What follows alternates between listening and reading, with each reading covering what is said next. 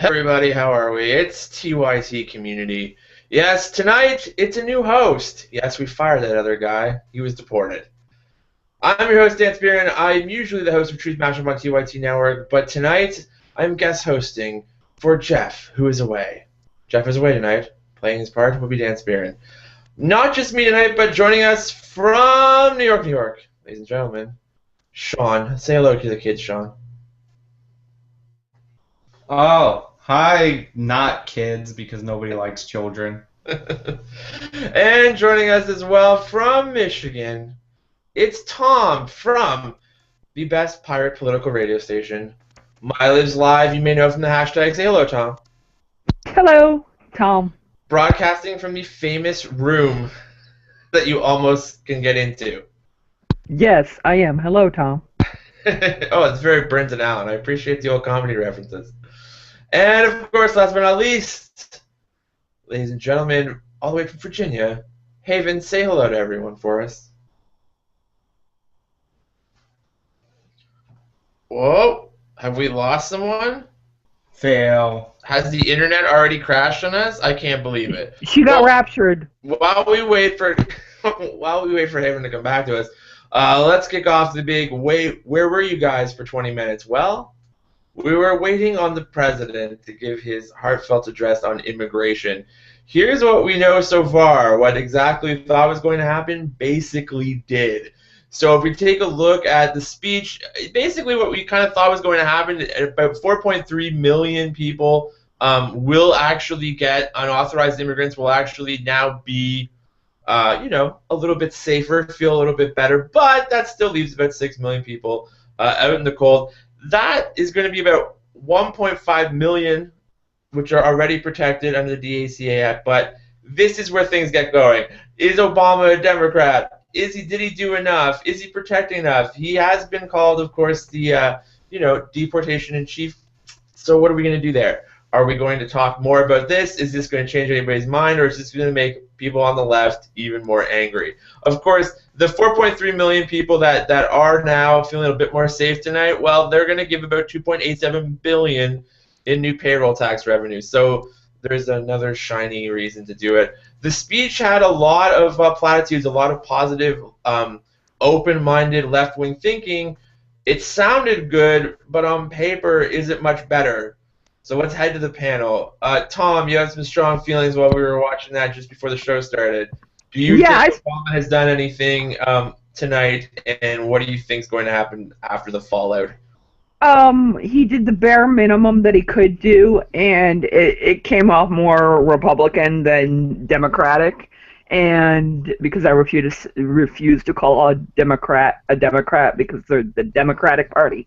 And even though they don't act like it, they are.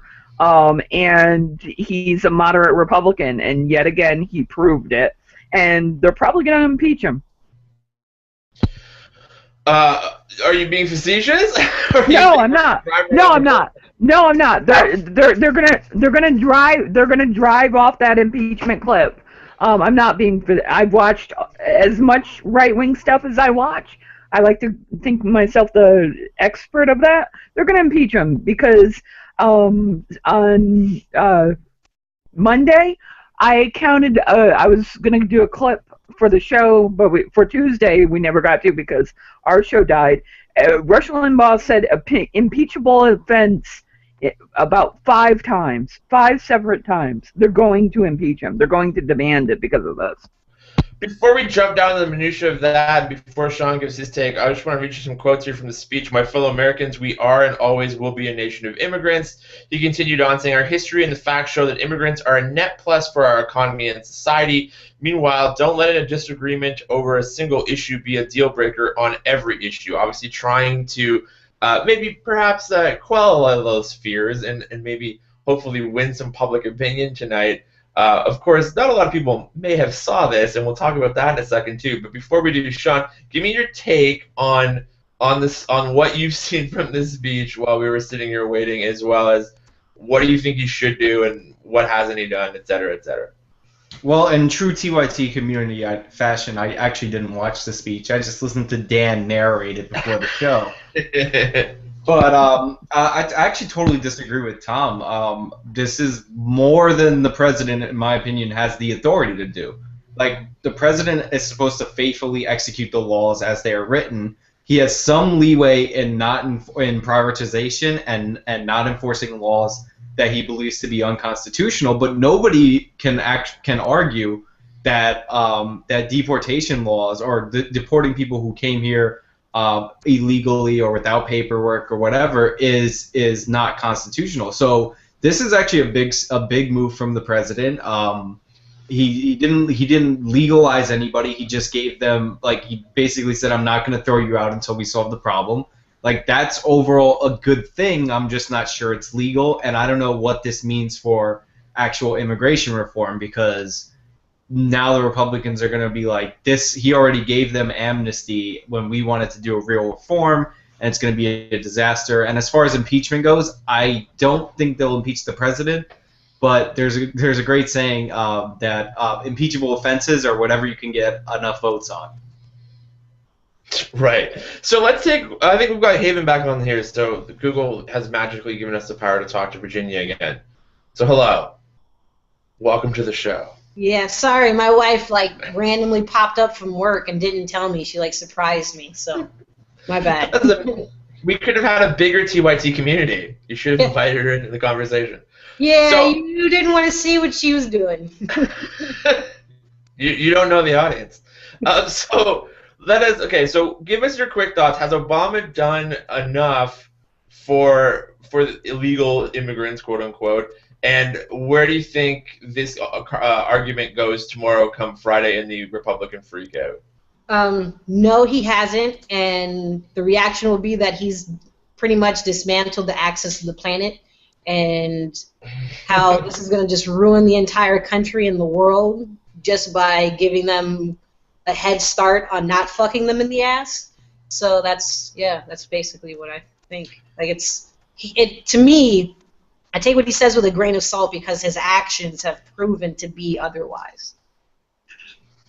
So here's the question Sean brought up, and I'm going to put it to the panel. So there's a lot of conversation about whether this falls into a gray area in the law.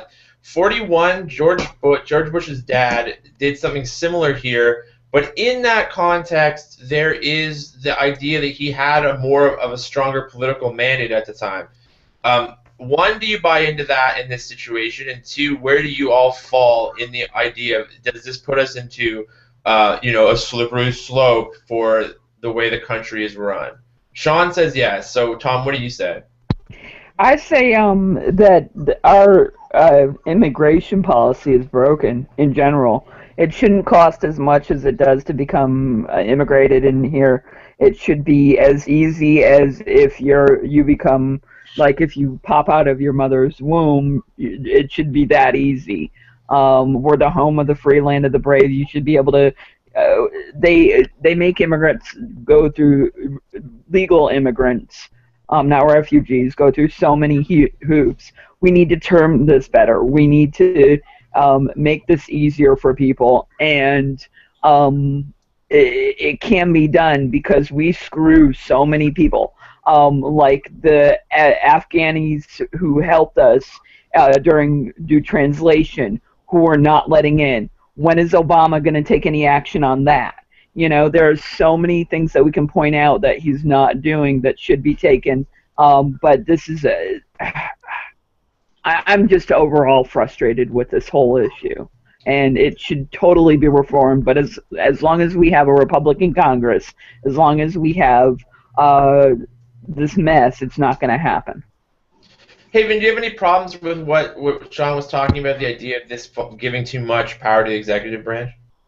No, I don't necessarily agree that it will be, that it's, I understand the confusion of whether or not it might be legal, but I don't I mean, of all the other things that have been illegally done, this is, if it is illegal, is fucking minuscule, and it's not really doing anything. And we did do an amnesty program for Cubans, and they still have it. And apparently, we have it imploded. So I don't really think that that's going to be like a big. This is going to be something that's completely, going to upheave American culture and society. So Hayden and Sean, if I'm sorry, Dan, but Hayden and Sean, if we just Mexico declared communist, do you think then that might be a help? Then there wouldn't be a problem with the refugees coming over and all of South America. They're all commies. Then we'll get somewhere with immigration reform.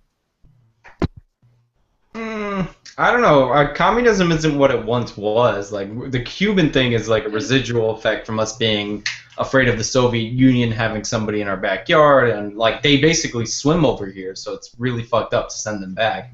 But to get to the they don't swim over here. They all came here on fucking boats, and they all came here on fucking airplanes. The majority of them some of them swim. I'm just saying. Get the fuck out of here. You know who else who swims here? Haitians, but they have completely fine kicking those motherfuckers right the fuck back. They don't even get the fucking touch ground.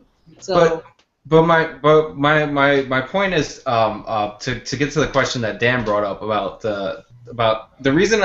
I'm not generally against like this. Like I want people to be able to come to this country. Tom brought up a good point about people that like serve our country overseas that will probably be killed and have already had family members killed, helping us in our wars that we don't even let in the country, which is ridiculous. But like, it is an overreach of power. Like this is something that is typically handled in the legislative branch, and the president did this after an election where his party lost. Like it is like, let's not like make any bones about it. We might like the policy, we might like it in theory, but it is more power being transferred to the executive branch. Sean, you've been watching way too much Fox News, listening to way too much Rush Limbaugh. Turn it the fuck off. I don't even go down that rabbit hole. I'm going to push back on that, coming to you from a Canadian left-wing perspective, and try to give you the opposite view of that. I don't necessarily think that's wrong, but what I would argue is it that bad? So what I think is very interesting about this is what this is doing is when Congress goes into gridlock, it's creating, when Obama pushes back on it, it's creating you almost having a situation where you're like in a parliamentary system, which I know that might drive some Americans crazy, but I'm telling you, from the rest of the world's perspective, it's not the worst thing ever. You're kind of in a minority government situation where, at the end of the day, the executive has the power, but it forces everybody to get a little bit better. So Obama's been saying for months, put something through Congress. When the Congress doesn't act, the executive then does, which then you would assume forces the congressional branch to actually get off their ass and do something. Could this be positive, Sean? I hate parliamentary systems. I like our system. It's designed to prevent. The parliamentary system is designed to consistently pass legislation. Our system is designed for debate and slowing down and and all the things that Republicans have been doing recently. It's like amazing that they're like the first Congress in like almost a century to figure out how our government actually works. That you're supposed to impede. That's why we have two houses. So I don't like the idea of a parliamentary system. So you like the fact that it's a do-nothing Congress? In general, do nothing is better than take my freedom, even though they still... But they don't. They're taking your freedom now. That doesn't make any sense. They're taking your freedom now. And it's... The whole purpose of having a House and a Senate and all that is not to impede, but to ensure that everybody has a check and balance. It's not to slow down. It's to make sure things are done correctly and everybody has an opportunity to put their 2 cents in. And it's like, slowing it down. If you're really worried about your rights, I'm sorry, but they're already fucking gone. Because the Patriot Act took care of that. So it's like, I'm tired of this do-nothing Congress. I'm tired of the bullshit games that they're playing where they're sitting here and telling us, oh, these people are evil because of this, when both of these motherfuckers are in bed fucking everybody over. And it's like, they're taking their precious time because they can afford to, because they're not waiting for our checks They're waiting for some big-ass business to give them their checks. They're too busy giving lap dances to fucking GE and shit to even do anything. So it's like... I don't disagree. I don't disagree with any of that. I'm just like, they still pass the bills that are like the most damaging to us. Like they always agree on that stuff. But my point is that even if I agree, and I do agree that we should first of all fast track all those people who are like refugees or already in the legal system, and then fix the legal system so we can put these people through it. But like, I'm just saying that this is like something that's typically handled in the legislative branch that has essentially been partially transferred to the executive branch. But they refuse to put the bill to the floor. Right. That's the thing. They refuse to do it. Boner is ineffective. So if the Congress doesn't pass a law, then the president just goes ahead and does it anyway. I never learned that. That's the law. But hold on, Sean, that is the law. Like, Congress has given in your history the discretion in this area for the president to act, if you will. What we're kind of arguing about is the gentleman's agreement that never was written down, which was you don't really do it but it's not on paper. So how, like, that's why I'm saying, like, you have this because you legally don't have it written down, unlike everything else in America where everything is from 500, years back plus. Like, where does that fall into that for you? The Constitution delegates the naturalization process to Congress. The president's just supposed to enforce it. Like immigration, all that is a congressional power. It is written down. In other places it is, but here you have the congressional. He can do this. There's nothing that's against it. And is he really nationalizing any of these people? Right. He's not right. That's doing the thing that you're worried about, the thing that Congress refuses to do. He's not even picking up that ball. What he's doing is saying, hey, you guys sit tight. Still, work for our companies cheaply. Don't worry about, putting in Social Security that you'll never fucking get the benefit from. Stay here while I sit here and dawdle with these assholes who are just using you as a political pawn. So it's like... The real question is, can this be broadened out to other areas? Like, once we leave the immigration aspect... What Sean's concerned about, what many people are concerned about, is do you think this can be applied in other places? A lot of law people who are taking a look at this in law are saying no. It's literally just this slice. But that is going to be the interesting conversation moving forward. I want to talk a little bit quickly about all the Republican talking points that we're going to hear in the next 48 hours over the weekend and on Meet the Press, et cetera, et cetera. This, of course, is the only show we'll be talking about that will drop F-bombs as we do it. So, stay tuned for that. But the question I have for you is self-deportation, the big Mitt Romney gaffe of 2012, which was now going to be a very, popular talking point. The idea that, does anyone on this panel buy into the idea that you're supposed to be afraid that it's illegal if you're in this country and you're actually illegal, because it keeps people from coming to the country and it makes people go back being afraid to get caught? Anyone buy into that line of thinking that we're going to hear so much about the next 2 days? If I bought into that line of thinking, I'd be pro-death penalty. Okay. I don't. That line of thinking is nonsense. People come for economic reasons. That's the only thing that regulates immigration in this country, not any law or fence or fear.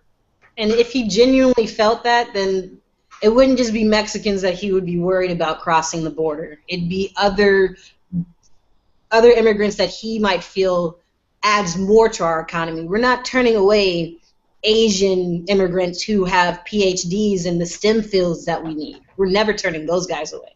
So it's like, how worried are you about putting the fear into immigrants' hearts about coming here, really? I gotta correct that.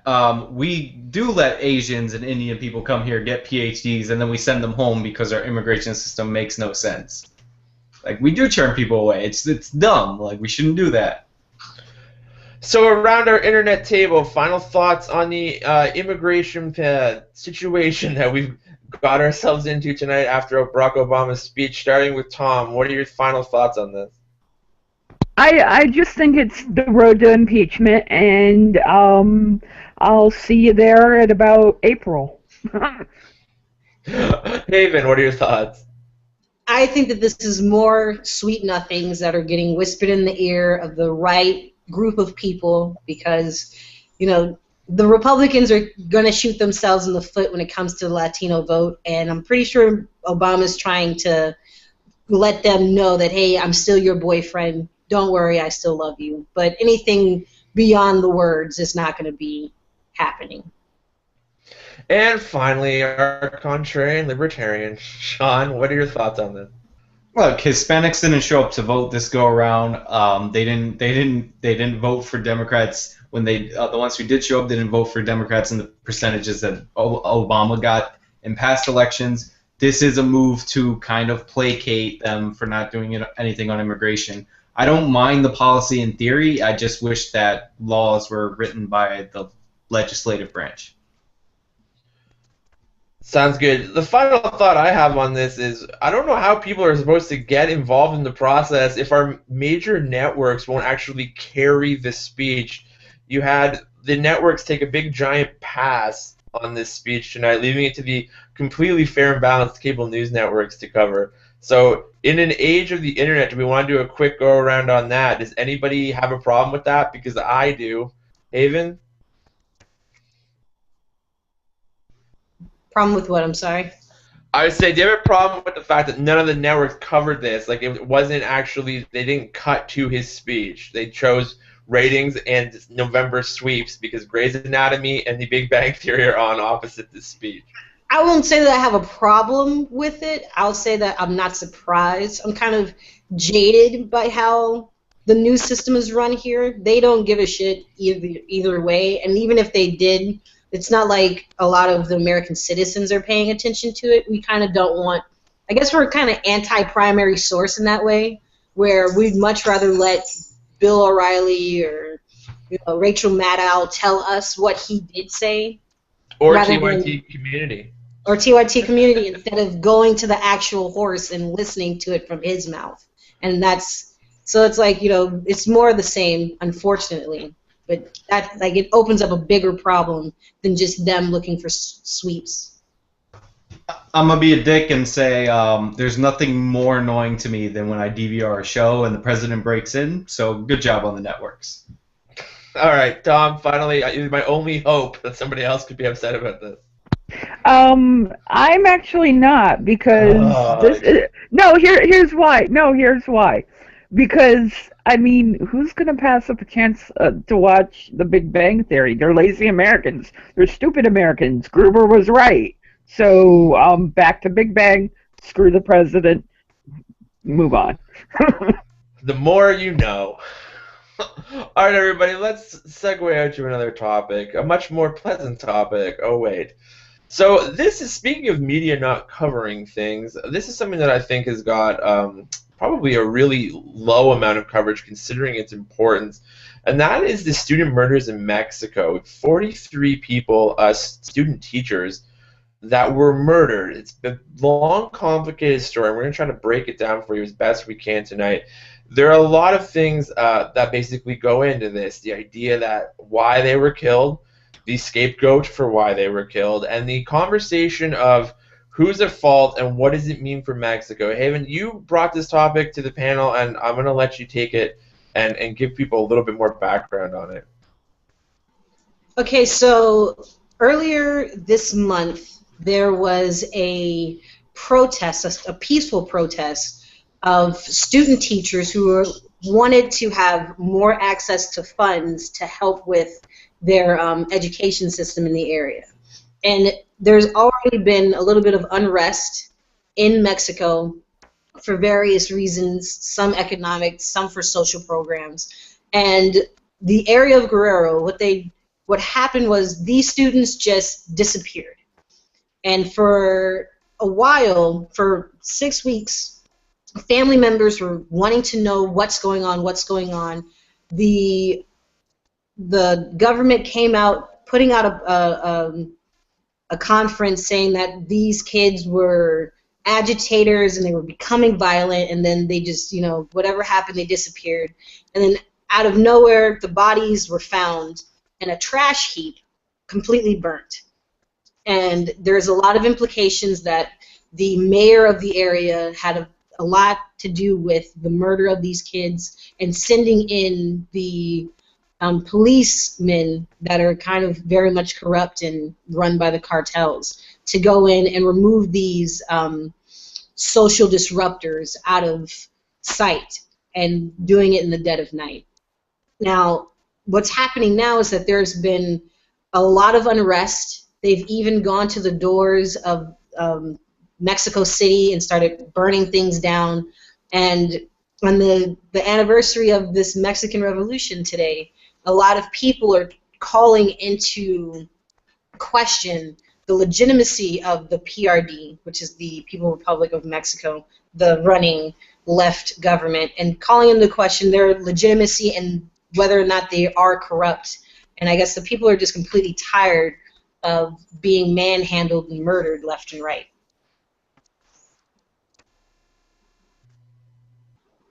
So the question that moves forward, of course, is the government says they did everything they could. As soon as they found out about it, they brought in the military. What do you think about that? Well, the government says they did everything good. They could, but if you look at the actions of the mayor the days after these disappearances, they pretty much went right back to work as if nothing was going to happen to them. And for a very long time, the bullet point that needed to be conveyed by the government was that these students were violent or in some way incited this type of reaction, and kind of victim blaming and say these guys attacked us and they were handled and whatever happened, it's because of them. And then slowly but surely information is starting to flow out that this was a peaceful demonstration. And now that it is, the government is kind of backtracking, trying to clean up their image a little bit, and really throwing the mayor and his wife under the bus, which wholeheartedly they should be thrown under the bus because they are the direct proponents of these murders. But it's more of an extensive systematic corruption where, you know, if a mayor feels like he can remove 40 some odd teachers and just put them in black bags and let them disappear, and they then wake up the next morning and go right back to work with absolute impunity, that's not just a mayor problem. That's a problem that's up in the upper echelons of the Mexican government. So before we open this up to the panel, let's talk briefly about the upper echelons of the Mexican government. Many people have said Felipe Calderon, because of his intimidation during the early years of the drug war, you know, is now coming back to cause even more problems. What are your thoughts on the idea that America is somewhat implicated in this because of the drug war? Well, I think that, yes, America does have some form of implication simply because we're fueling the vehicle of the moment to facilitate the type of government that's usually run in Mexico right now. So in that regard, yes, we do have an implication, but the level of violence, how things are getting dealt with and done, is something that is beyond the drug cartels and the time that they have been taking over these areas. These are actions and habits that have been ingrained in Mexican government well before the drug cartels. It just so happens that the drug cartels are the flavor of the month that are letting all of this happen, and that's the people that they're doing the bidding for. So, Sean, what do you say about this? Do you think that the drug war is somewhat implicated? You've had a couple of different thoughts during this throughout my time on this show. So, what do you think about the situation here? And then you can open it up to what you think about it. Well, like obviously the drug war, or the federal government exporting the drug war to Latin America, has like a lot of negative consequences in those countries. It's actually comparable to what we do, you know, in cases like the Ferguson case, where we're giving weaponry to police departments and then they use that weaponry on their citizens. And like, I don't know where the guns came from that were used to kill these kids, but funding and all that stuff has come from the U.S. government for terrible, horrible things. This is like a weird case where it may not be specifically tied to the drug war. I mean, they were protesting for, you know, more funding for their schools and all that. But if you look at like the area of Mexico that this like took place, it's a very poor rural area that used to be a farm town, and a lot of Mexican corn farms or Mexican corn farmers and those farm towns were put out of business by American farm subsidies because we flood the market with cheap subsidized corn.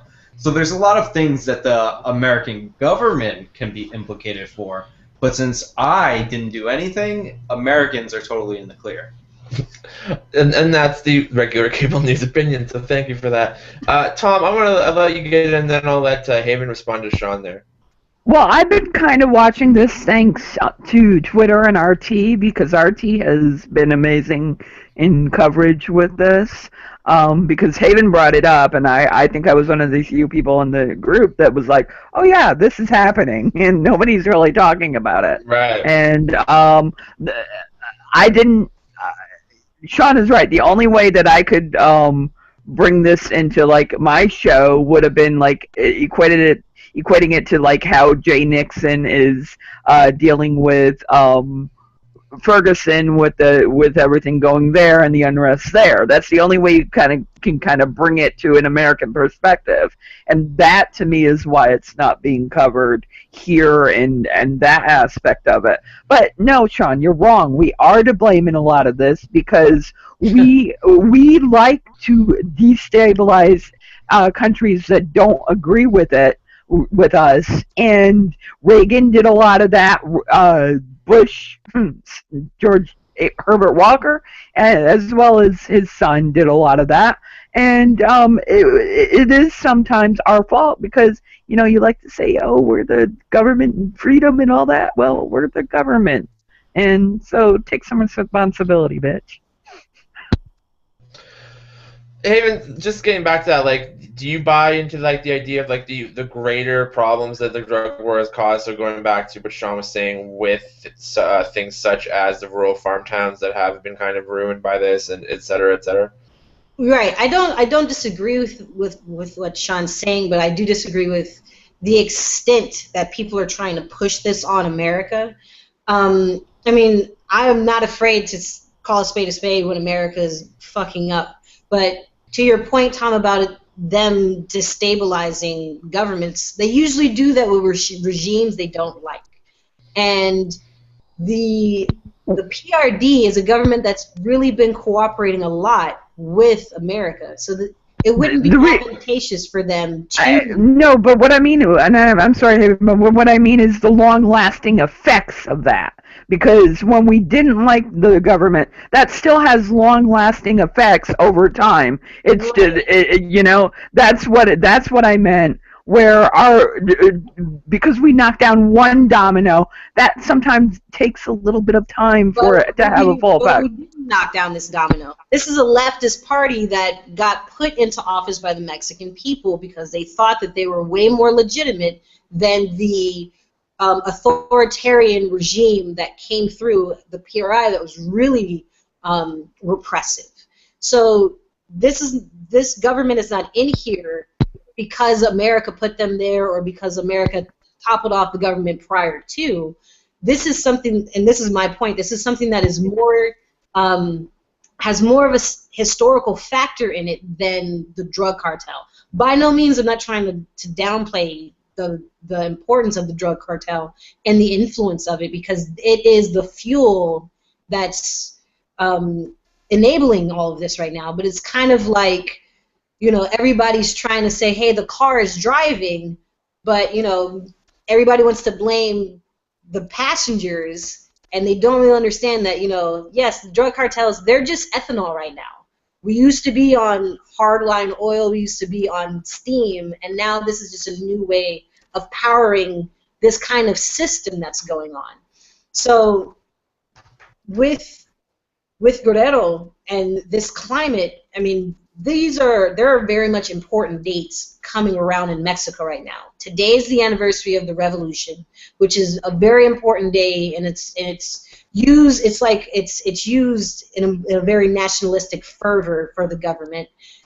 A couple months back, there was the anniversary of the 70s massacre of students, and that in itself brought violence towards peaceful protesters. So Mexico is experiencing this wave that it constantly has. It's like a cycle. And the climate right now is that the people are starting to wake up and say, oh, you know, we put this new left regime in that said that they were going to do the bidding of the people, and now they're starting to see that they're getting more of the same. So the governmental structure, the institution itself, is molding whoever they're putting in power to continue business as usual. And that's like the major issue that's going on that people aren't really paying attention to. Right, and I wanna touch on that, but I want to push back against Tom. We are not the government. The government is the they. I didn't vote for Reagan. I didn't vote for. I wasn't even alive when Reagan was president. I didn't vote for any of the Bushes or the Clintons. Like, I didn't do any of that shit. Like, I'm a normal citizen. That was the government. That was Richard Nixon's drug war. Every president following him's drug war. Us supporting Calderon. Like, all those things.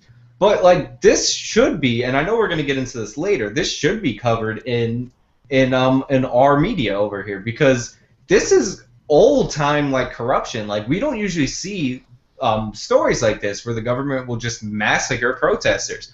Like, if this happened in Hong Kong, like, it would be all over the news, because Hong Kong is a very capitalist society, a very capitalist territory, and they would be massacred by a communist government or a communist in name government. Like, this should be like on the news, like maybe not graphically on the news, but this is old school corruption. Like, this is what old corrupt governments did. Like, they would murder people in the streets. Like, this is like obvious. This is like mafia. Like, I know it's there's cartel involvement, but this is like mafia stuff. They murdered them and they dumped the bodies.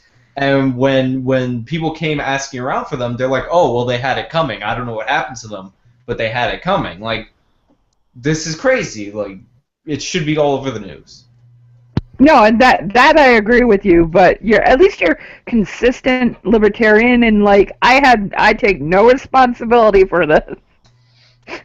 But also, you guys not my problem. You have to understand that national interest for the U.S. has to look at what are the factors that are causing these situations to happen. And it's very scary to constantly put out in the news young people rising up, using social media to voice the needs that they need for their community.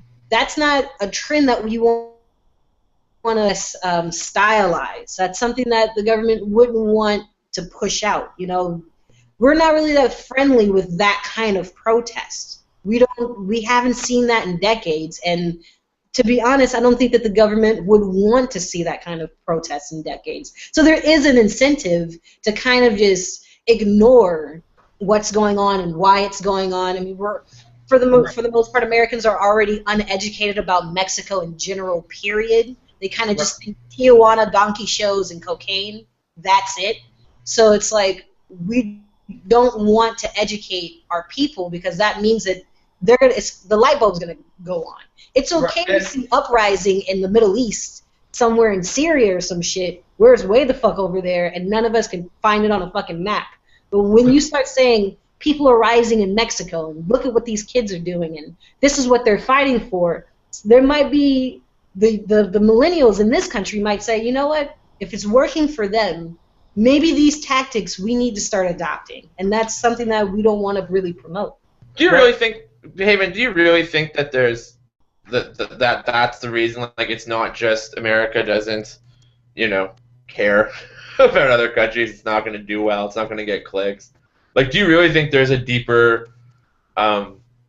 reasoning for this, for not getting in the press? Yes, of course. I mean, yes, Americans are apathetic. That's very true, but. I'm a millennial myself. I talk with a lot of millennials. I talk to a lot of people in the military. People aren't dumb. They're not stupid. They're not ignorant. It's just, it's hard to talk on something that nobody brings to your attention. It's hard to have an opinion on something. The very foundations of what you need to be focusing on was not taught to you. And that's the mode operandi in this country. It's hard for people to be involved politically when civics class is a fucking joke, where people don't know branches of government. It's impossible to get an informed electorate or an informed citizenry. So it's like we're having a difficult time for Americans to start paying attention and giving a fuck about things that are happening within the country because we are so blocked from knowledge. So it makes it even worse when it's our neighbors. And, you know, for the most part, the only people that really do care are the people that are on the border be directly affected to it. And they are going to be the direct recipients of whatever goes down there. And, you know, America is just so big, and it's really difficult to educate people for them to even care in the first place. All right, sorry, I saw you jumping in there, Sean, so go ahead. Yeah, Mexicans don't make good TV. Like, they'll show a Middle East uprising because you could cut in that clip of the training session on the monkey bars. You could find a Death to America sign. Like, the Mexican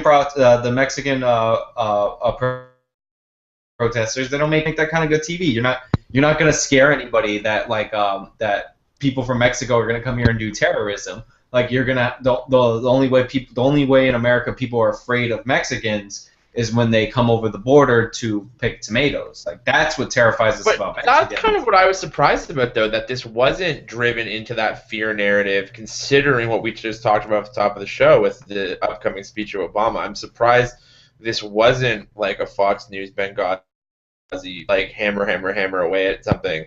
What happens here? Dan, to interrupt real quick, the only reason that it wasn't is because Fast and Furious was nowhere involved with it.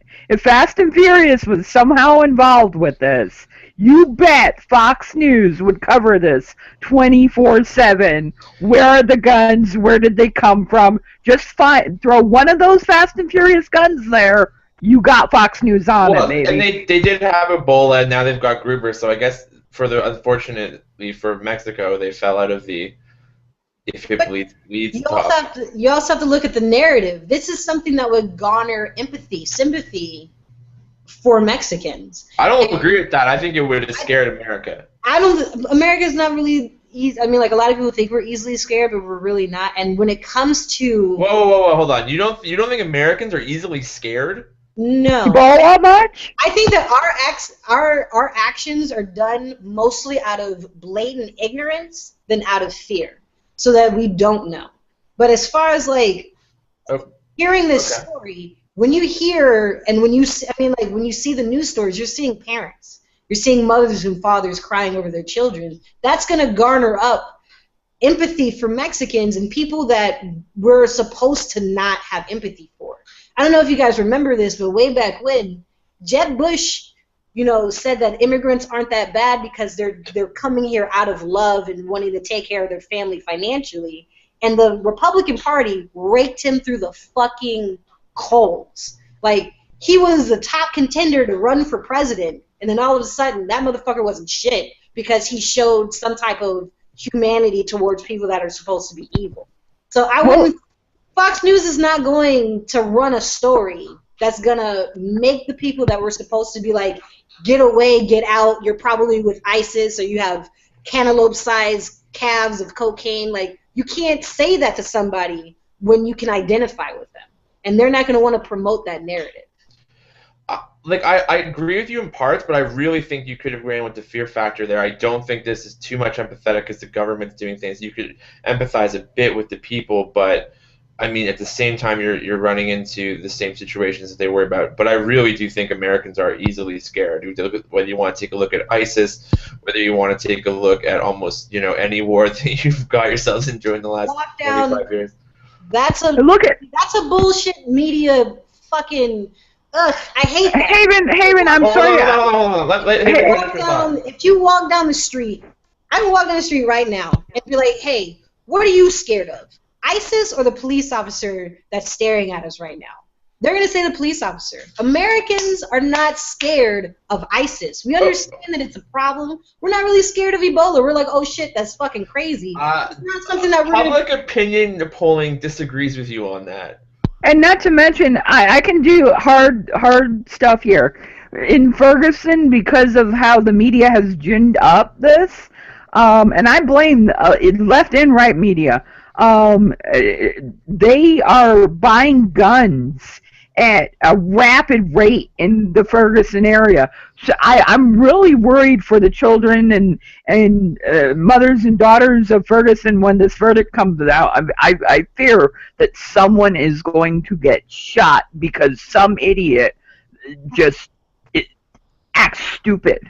And that's the fact, and that's fear brought on by the media. So I think it's a little disingenuous to just say no, there's no fear here. But you're right. I'm saying that we're not easily scared. If it's something that's directly affecting us, then sure, we're gonna be like, oh shit, there's cops. But for the most part, Americans are not this like coddled puppy that you say boo one time and it's automatically like, oh shit. Because if that were the case, then everybody would be buying guns. If we were that easy, everybody is buying. Okay, let's not wander too far off topic. Let me go. Chicago, people would be buying a shit ton of guns all around the city of Chicago because people call it Chirac, but they're not doing that. So how much are we really scared, and how much are we just saying it because like that's just something to be said. Like, I don't think that we're really as scared as people want to tell us that we are.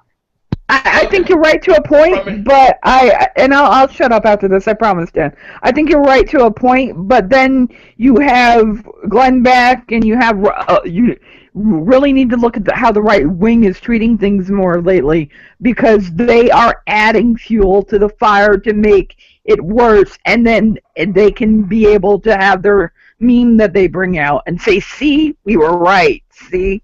But they tried to do that in Ferguson the first protest, and that's not what happened. That's what I'm saying. Like, I'm not going to play into the narrative of, oh shit, the government is bringing out these major, weapons and military-type artillery. Oh my God, what's going to happen? What are the citizens going to do? It's like, we're not ignorant. We're not stupid. We're not fucking animals. We can peacefully protest. We have peacefully protest, and it's so true in the fact that they will try to provoke, because that's what happened in Ferguson. People were provoking the situation. All right, let's go. Let's get back. To be scared. Let's get back a little bit to topics before we wind up arguing another topic. Here's the thing that I want to get back to. So speaking of peaceful protests, speaking of protests in general, let's head back to our main topic here. Is there silver lining in this? Do you think this will result in any sort of changes, Haven, in Mexico? I think the changes are happening now. Like, if anybody wants to go and look at the revolution in the 70s and the revolution back in the 1800s for the freedom from Spain, a lot of the same fervor that's going down is happening right now. And it's rare to see Mexico and Mexican citizens address the government itself. And a lot of what the messages that they're putting out on their banners and everything is calling into question the legitimacy of the government. And from what I've studied, every time that happens, something changes. So I don't know what, maybe escalate, hopefully not, it probably will. But yeah, there's definitely going to be a change because the citizens themselves are no longer being passive about what the government is doing. They're calling into question their legitimacy now. All right, let's. Anyone have final thoughts around the table on this, Sean?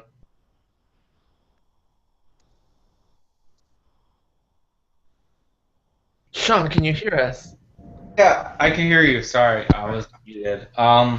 Yeah, I don't see silver linings in a lot of tragedies. Like I don't know. I'll have to see the change before I'm gonna be like, yay, 43 people died, but something good came out of it. Like, no, it's a tragedy right now, and whether that invokes something, I don't call it I don't think it's a silver lining. It's 43 young people, or 43 people needed to died that didn't need to be hurt in any way.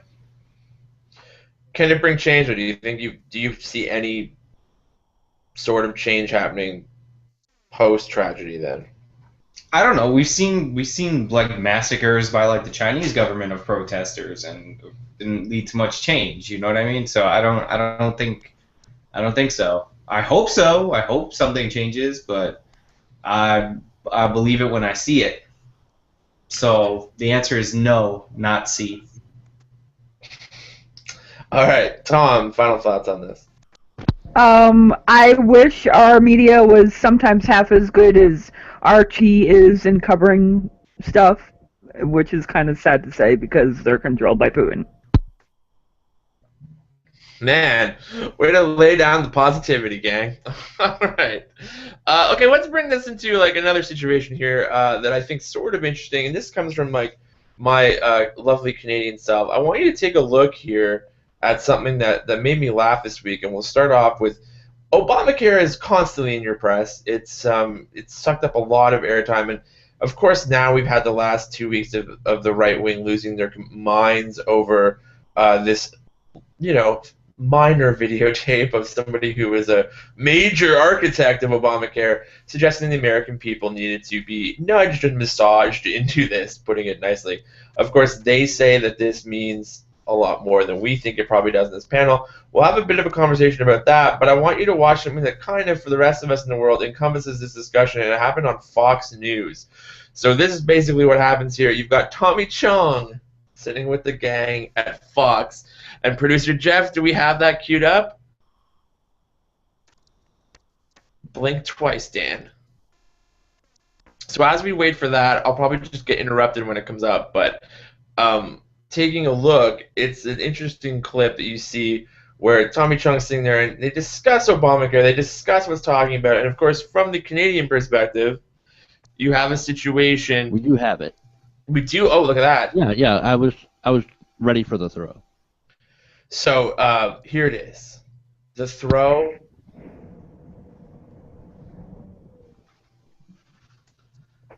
Tommy, these videos, Josh Earnest tried to downplay it and say, for the GOP who wants to push these videos that are 6 and 8 years old. Well, they're not 6 and 8 years old to the American people, right? Because this is the first time the American people have been exposed to the words of Jonathan Gruber. But to me, it's just another attack on Obamacare from another angle. Mm-hmm. It sounds like Benghazi all over again. Well, no, it's an attack on the American people for how, quote, stupid we are. All right, so whether you like Obamacare or not, Tommy, you have to admit, it's not good to lie and deny that you know somebody when there's footage and tape of you claiming to know them. Did I remember a guy named, Mitt Romney said something about 47%? Stay on topic, Tommy. Stay with this issue. I'm sorry. Is it okay to lie and get away with it like they're trying to do? It's called politics, of course.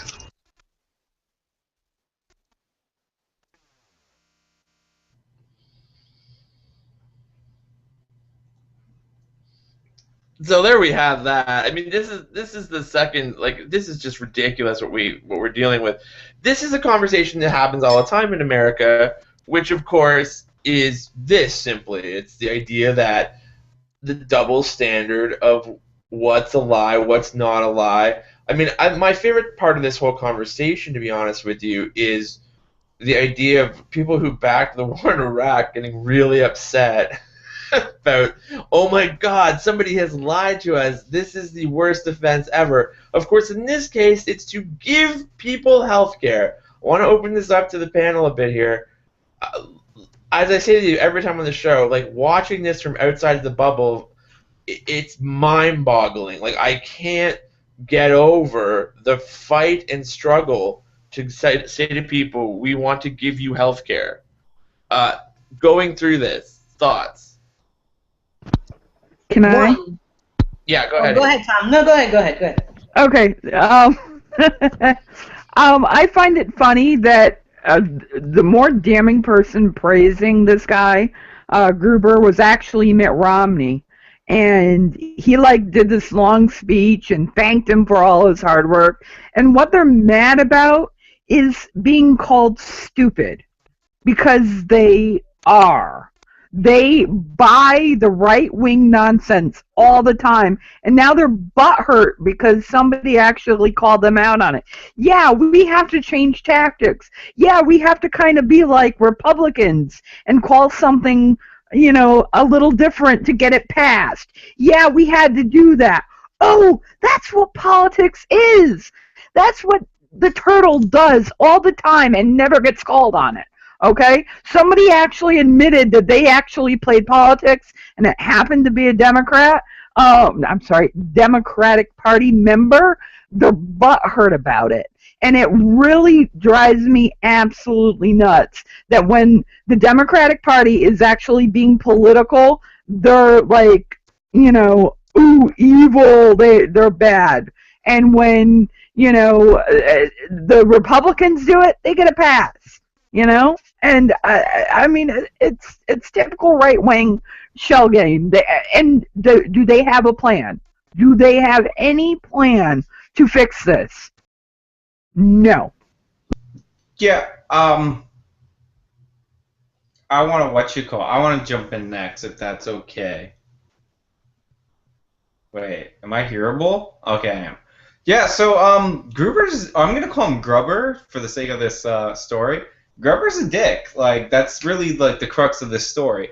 Like, they're playing the clips of him calling the American people stupid, and, like, he's basically being more of a dick than Frank Luntz is while doing the same thing, like changing the words and the phrasing and all of that. Like, the only interesting thing, the only two interesting things about the Grubber story are that, one, he totally, like, admits that he massaged this law so the CBO would give it a better score, which, if Fox News was an actual news organization, they might want to focus on that, because they were actually saying that all along, that they changed the way it was written so that the CBO would read it in a different way. And number two, that this guy, like, everybody keeps pretending they don't know him, but, like, he's been paid by, like, a million government agencies because he worked on this law. He's been referenced by everybody, including Mitt Romney. Like, he is an integral part of the healthcare bill, both when it was Romney's bill and when it was Obama's bill. And he just so happens to be a dick who wants to throw it in people's faces. So, like, it's not like a major story. We all know that every major piece of legislation is sold with false promises and outright lies. I mean, the Patriot Act protects American freedom, number one. Like, that's George Bush's line. Like, every law is lied about. The names are lies, and, like, that's just the way it is. So if you're going to get mad at Grubber and get mad at Obama for using Grubber, then, like, you just don't understand politics. And obviously, Chong does understand politics.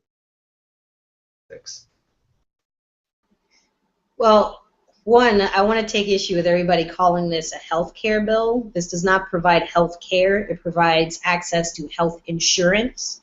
That's a very different thing. Secondly,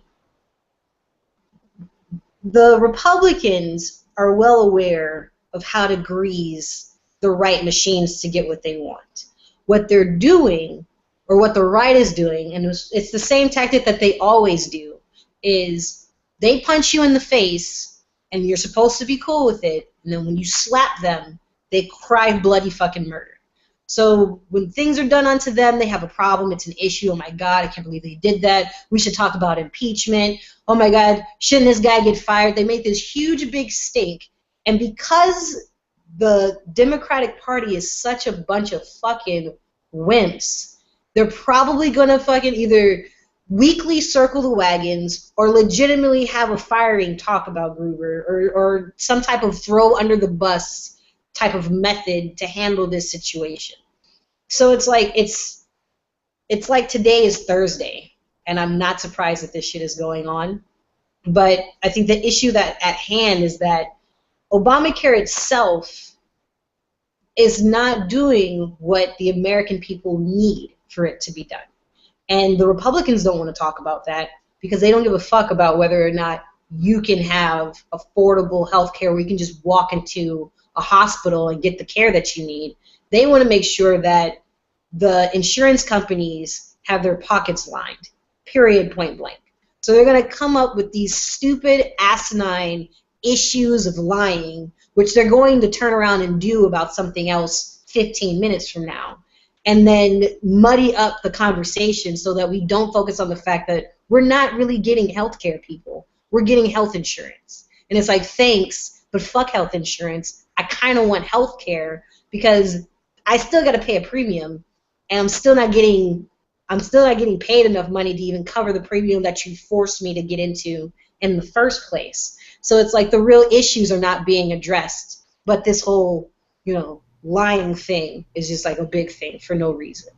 I want to push back a bit on that, but first I want to show the clip that's going to sum up where my pushback comes from. This is when they try to get Tommy Chong on Fox to at least, really double down on, well, you got to admit it's stupid. Let's take a look at that.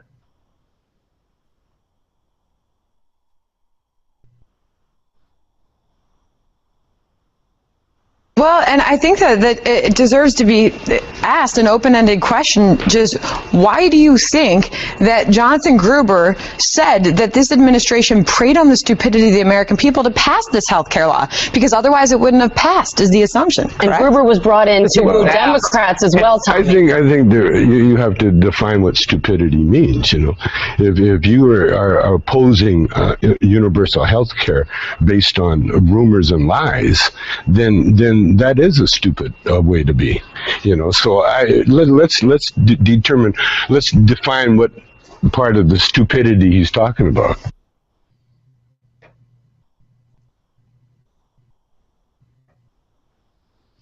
And there we go.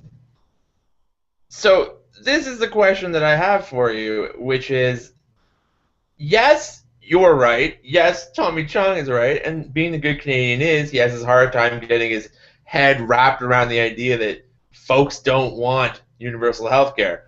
But I kind of want to push back to you that as Democrats in the States, you look at public opinion polling, you look at these things, whether you want to talk about manipulation, whatever you want to talk about it, but it's hard to sell universal health care to Americans. And it was really hard to sell, even pushing the goalposts to where Obama did, to get a much better situation in play.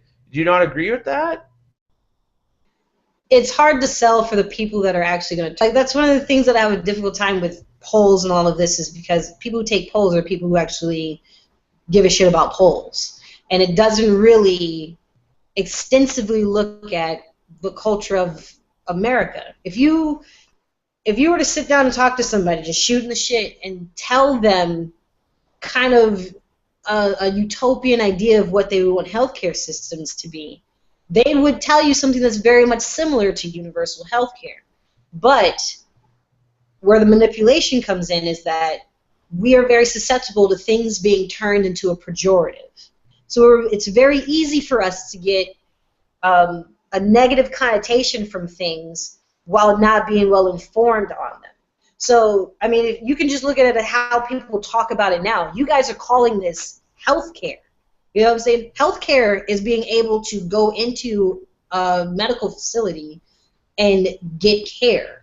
And that's not what Obamacare does. It gives you access to the businesses that will fund you getting healthcare. So it's like even the term itself, we're rather ignorant to that entire concept. So that's where I'm coming from. But that comes from the fact that when you tried to sell universal health care to America, America did not embrace that. Like, at one point, we have to kind of live in the reality that people have to either come out and vote or get engaged for these things. Like, we could talk about system and root causes a lot, and it's not that you're wrong, but if you're Barack Obama or you're a Democrat, what do you do? Right.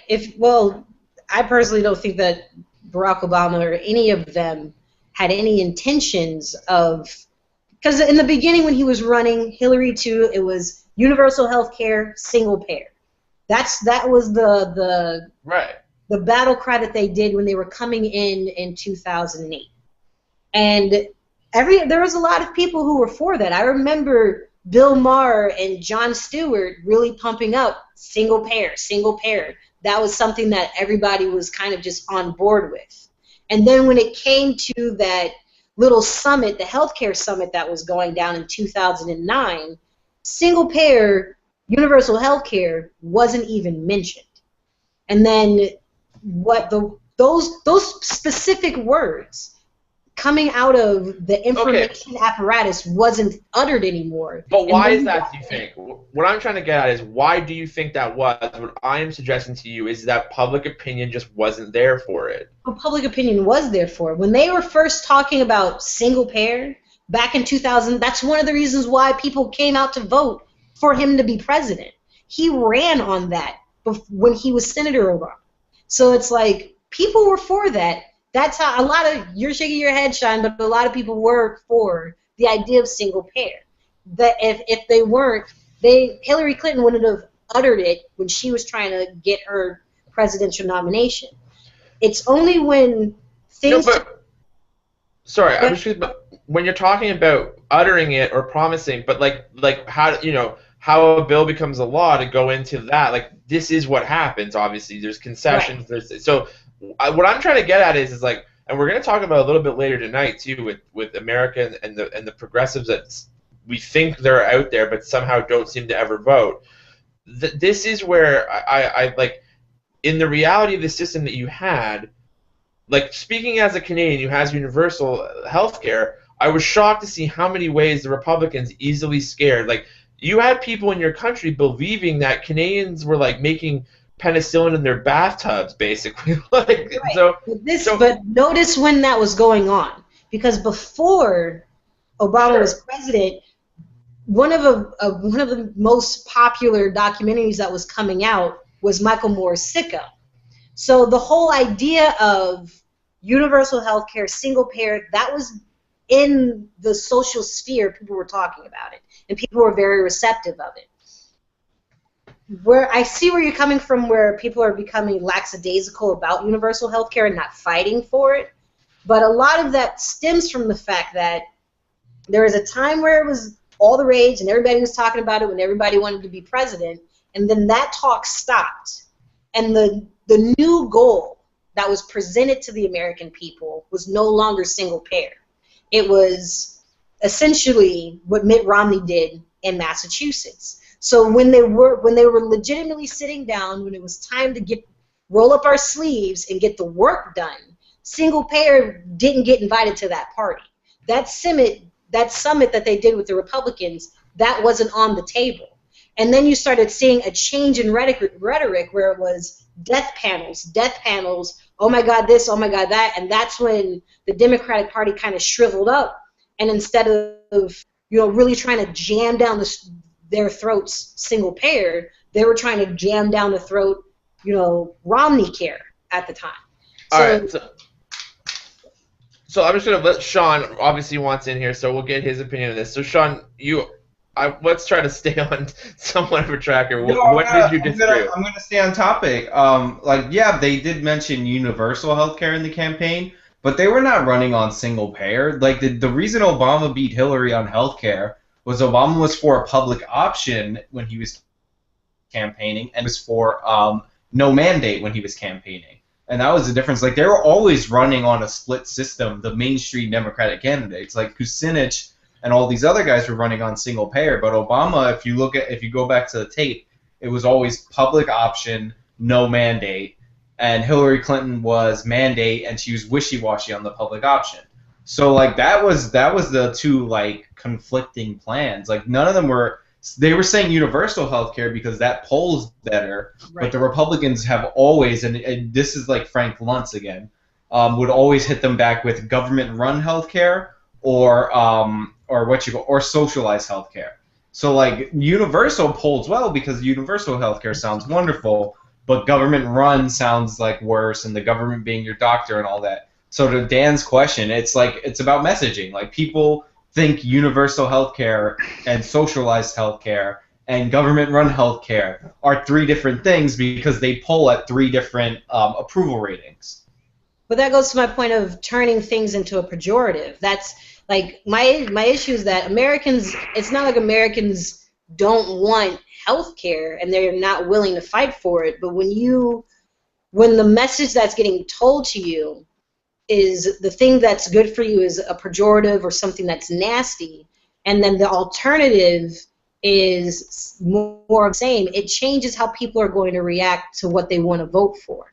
So when these candidates were running for president, they were saying all this sweet shit, but when it came time to actually do something about it in that 2009 summit, that's when those pejoratives like universal health care, single payer, public option, all of that went out of the window, and Obamacare started to come up. I mean, that was the whole reason why he adopted Romney Care in the first place, because he thought that adopting a Republican plan would be sweeter down the throats of Republicans when he came forward with it in that summit, and that just didn't happen. Well, he promised Romney Care in the campaign. He promised Romney Care with a public option.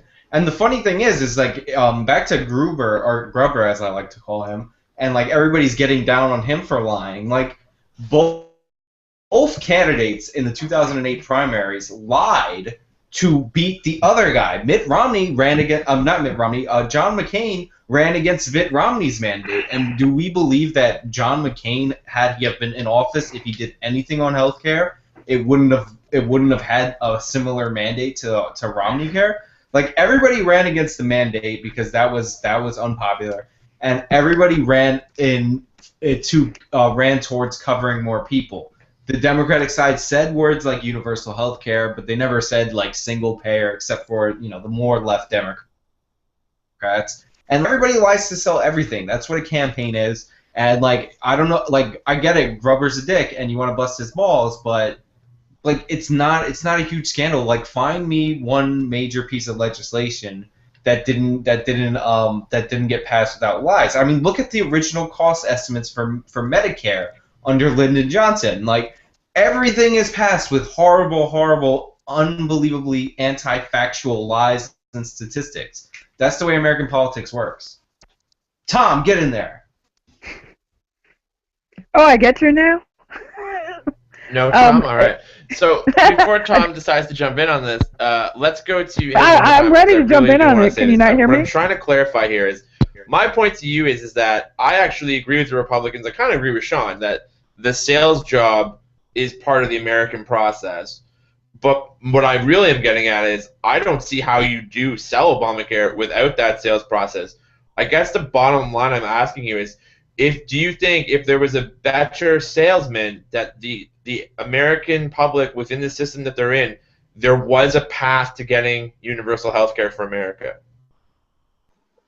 I think if there's Democrats are shitty salesmen, period. That's why they don't win. Wait, Haven, can you hear me? Always fucking period.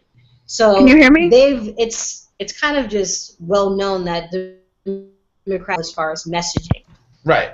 So it's like, yeah, if the message was better, then of course, I mean that's essentially my point, is that it's not that Americans don't want this, it's just that the message that is coming out shifts and changes and moves away from the thing that they wanted originally.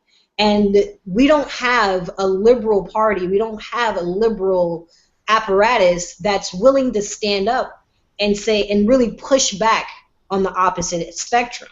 That's one of those, is that once there's a major shift to the right, everyone's expecting the Democratic Party to move center and to get to the middle of it, when really what we need is an opposite, dissenting idea that's very much different from what the Republican side is trying to give us, and then come into a compromise. And that's not, I mean, people think that that's what Obamacare was a compromise, when really it was Obama adopting an idea that came out of the early 90s from the Republicans. Like, you can't really sell anything as a liberal if the product you're selling is Republican fucking product.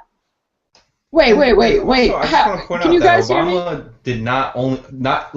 Obama not only lied to the American people in general, he lied to his base. He said that he didn't try for the public option because he couldn't get a 60 vote majority. And as I'm sure all of you guys know, the healthcare law was passed through reconciliation.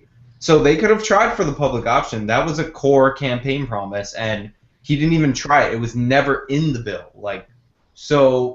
Dan, the public option polled well. Even when they called it a government-run option, that took it down a little bit.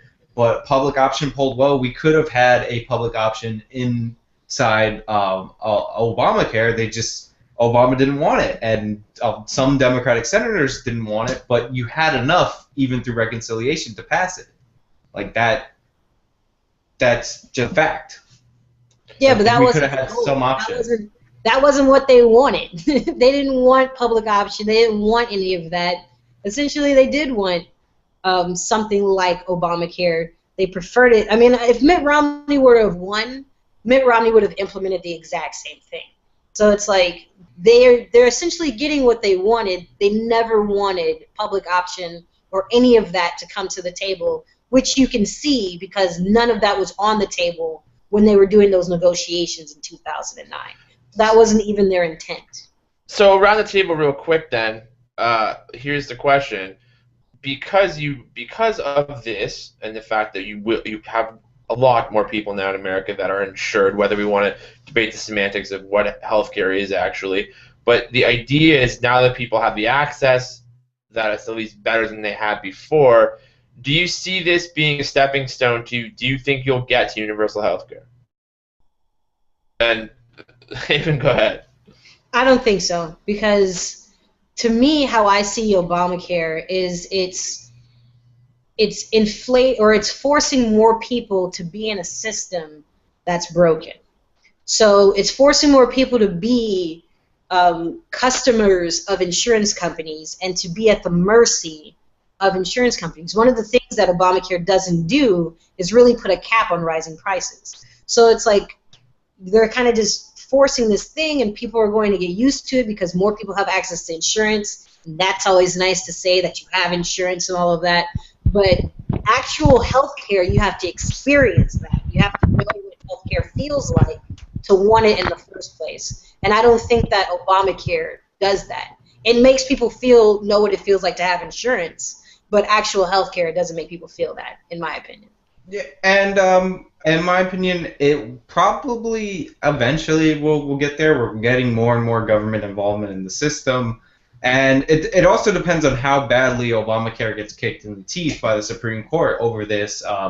No subsidies shall be handed out by an exchange, or subsidies can only be handed out by an exchange established by the state. Like, if the court cuts off 33 or whatever, 36 states, the ones that have federal exchanges or no Medicaid expansion from the subsidies, then like this law is going to have to be changed. And depending on framing, which always seems to work in Republican favor, but like if theoretically it worked in the Democrats' favor, they might get another shot at healthcare. So who knows? It depends how badly the court punches the law in the face.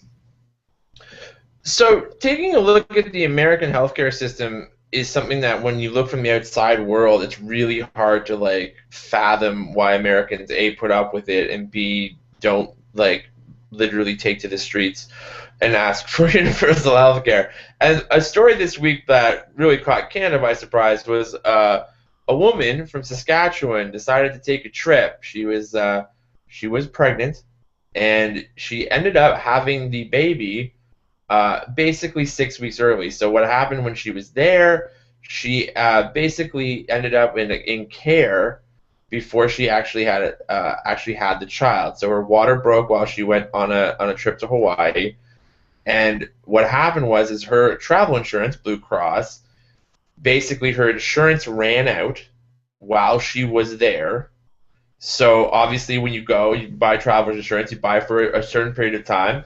And then obviously if you get ill, you're not really that fond of extending it. You're kind of stuck in your traveler's insurance. So while she was there waiting to have her child, then the baby was born premature, and the baby was actually had to be taken care of in that hospital. The bill came to $950,000.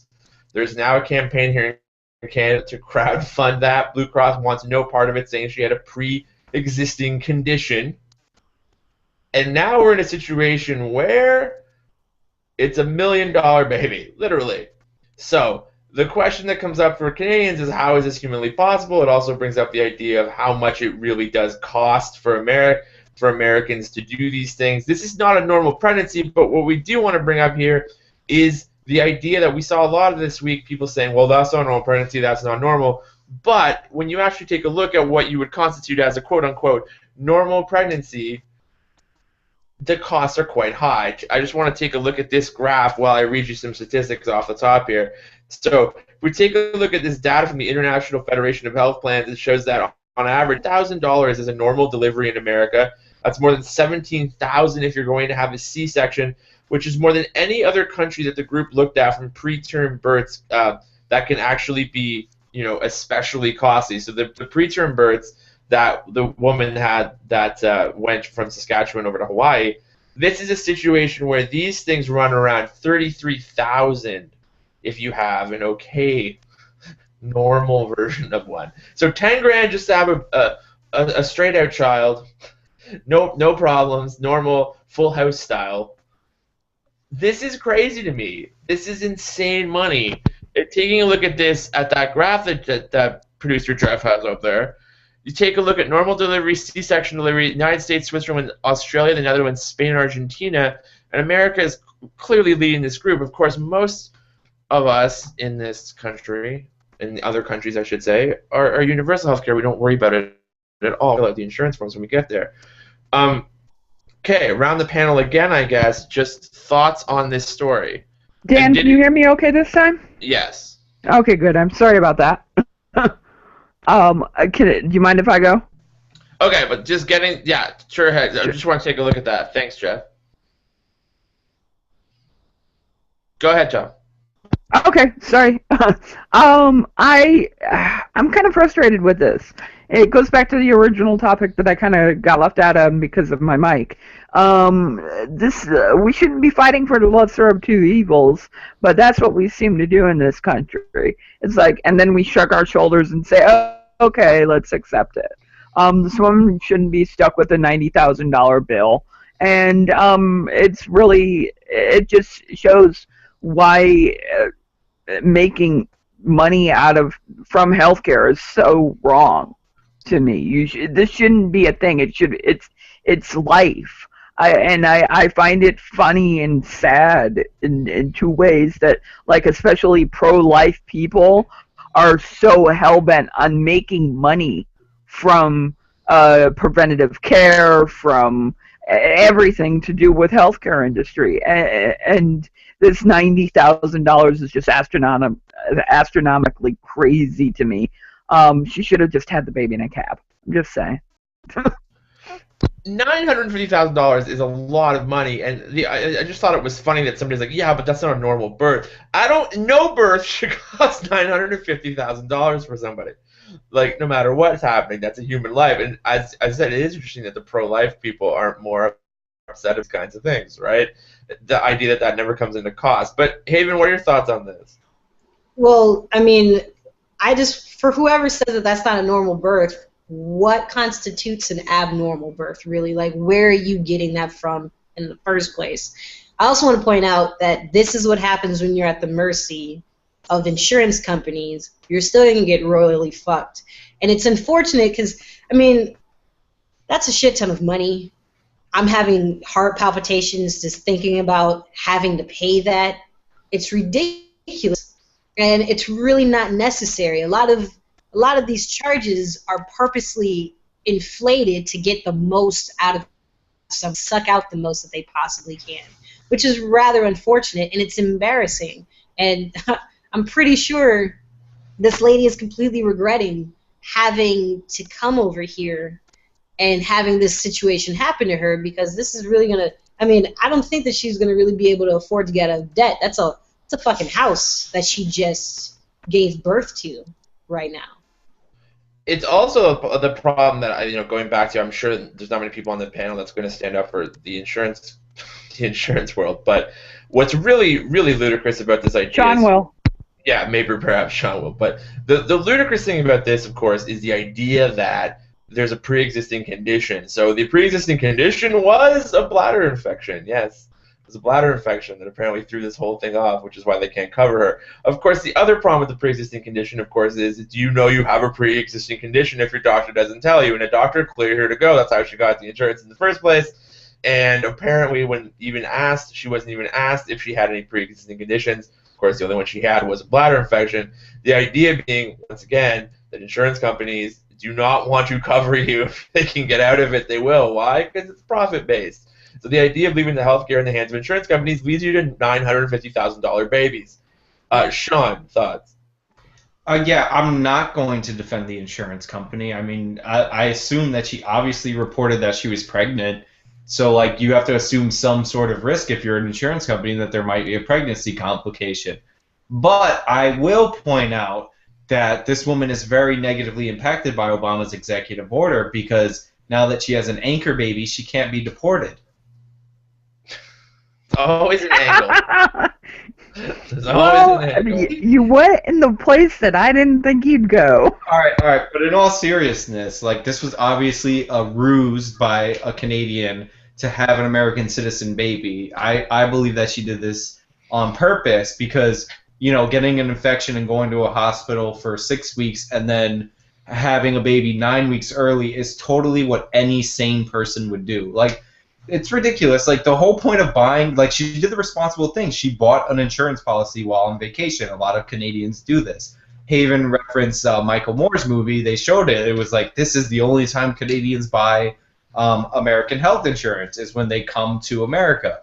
Yeah. So, like, she did everything right, and I would start shaming the hospital for charging her so much. Like, it's close to $1 million. Like, that's crazy. That's not what it costs. Like, this is the problem with our healthcare system is that because we have third-party payers, the hospitals charge the maximum they think they can get away with in order to collect. Like, it doesn't cost this much money, and with these kind of situations, you wonder why Mexicans love America so much, because, like, why would you come here if you know this is going to happen when you have your quote-unquote anchor baby? Like, I know this isn't an anchor baby situation, but you end up in the ER and you're in debt for the rest of your life. Like, she has to, like, declare bankruptcy here in America probably in order to get out of this, or, like, kickstart something. Maybe she should auction off the naming of her baby to the highest donor. Like I'm being serious. Like, how is she supposed to? There you go, Sean. There you go. You solved it. And can I be the first to suggest the name be Clint? So if they make the cake, it could accidentally spell out another word that. Well, yeah, you could figure it out if you're smart. By the way, I bet you that the Canadians will end up passing a law if more outrageous things happen, that when you come to America and you get denied by your insurance company, that they'll help you out somehow, because that's how parliamentary systems work. Teehee, and then to double down on your teehee, the provinces does do that. Provinces already do that here. So the provinces kicked in $20,000. Of course, unfortunately, $20,000 in this situation is not going to do you a whole lot of good. And to add to your teehee, Dan, I'm going to triple down on it. This child could be the next Senator Ted Cruz. It's Ted Cruz Jr. But for the Democratic Party. Like, he could be the savior to say, or she can be the savior to save, like, Obamacare and revamp it. Yeah, and give us universal health care, because I feel your pain. I was that child. See? Don't dislocate your shoulder by reaching that much. You don't think there's a chance this child could be the liberal savior you're all looking for? But so she's basically there's two rights here. There's this GoFundMe campaign that Canadians are starting up for these folks, but they also are taking legal action against Blue Cross because of obviously they think the pre-existing condition thing is kind of nonsense. So we'll see what happens with that. Around the table, though, basically, like, final thoughts on the idea that this is the insurance system that you have, as well as just, once again, explain it for the Canadians watching and the people around the world. How are you okay with this system? Because we are so, it's kind of like when you're getting screwed over, your butthole kind of just relaxes eventually. Hey, quit talking about my butt. I'm just saying. I'm learning from you, Tom. But it's like, you just get used to it. Like, Americans we don't know this word healthcare outside of the realm of insurance company. Everything is based off of a profit motive. And the fucked up thing about being in America is that no matter what you do, there is some type of institution that wants to extort you, whether it's insurance, whether it's payday loans. Like, we are not about customer and consumer protection. And the fucked up thing is that she basically was the victim of Blue Cross's old tricks. That's a very old trick to be like, oh, you have a pre-existing condition, you had a sniffle, so obviously we can't cover this, and that's like on you. That's something that is just that's like right out of the old playbook, just throwing it at them. And it's rather unfortunate, but you know, she's making a shitty life decision. I wouldn't come if I'm a Canadian and I'm any type of fucked up health-wise. I would not leave Canada. I would stay there until I'm okay, and then I would visit. Like I would have popped that baby out, and then be like. I've got final thoughts. Just quickly, from a Canadian perspective, like if you can't run into a Canadian who has that exact problem. So like, for example, my folks are the baby boomer age now, where they're heading down. They're thinking about, oh, maybe I should take a trip to Florida. You know, do a little time in winter in Florida, and it stopped many elderly folks because the insurance, the like traveler's insurance, is just way too high. So not only you're killing like tourist dollars and things like that, just kids that go to school there. Like everyone's got a horror story of, oh man, I went on a vacation and got sick in America. I had a family member who went to school in New York and literally got to like basically strep throat and was, you know, on the hook for $1,000. Like so it's unbelievable to us here.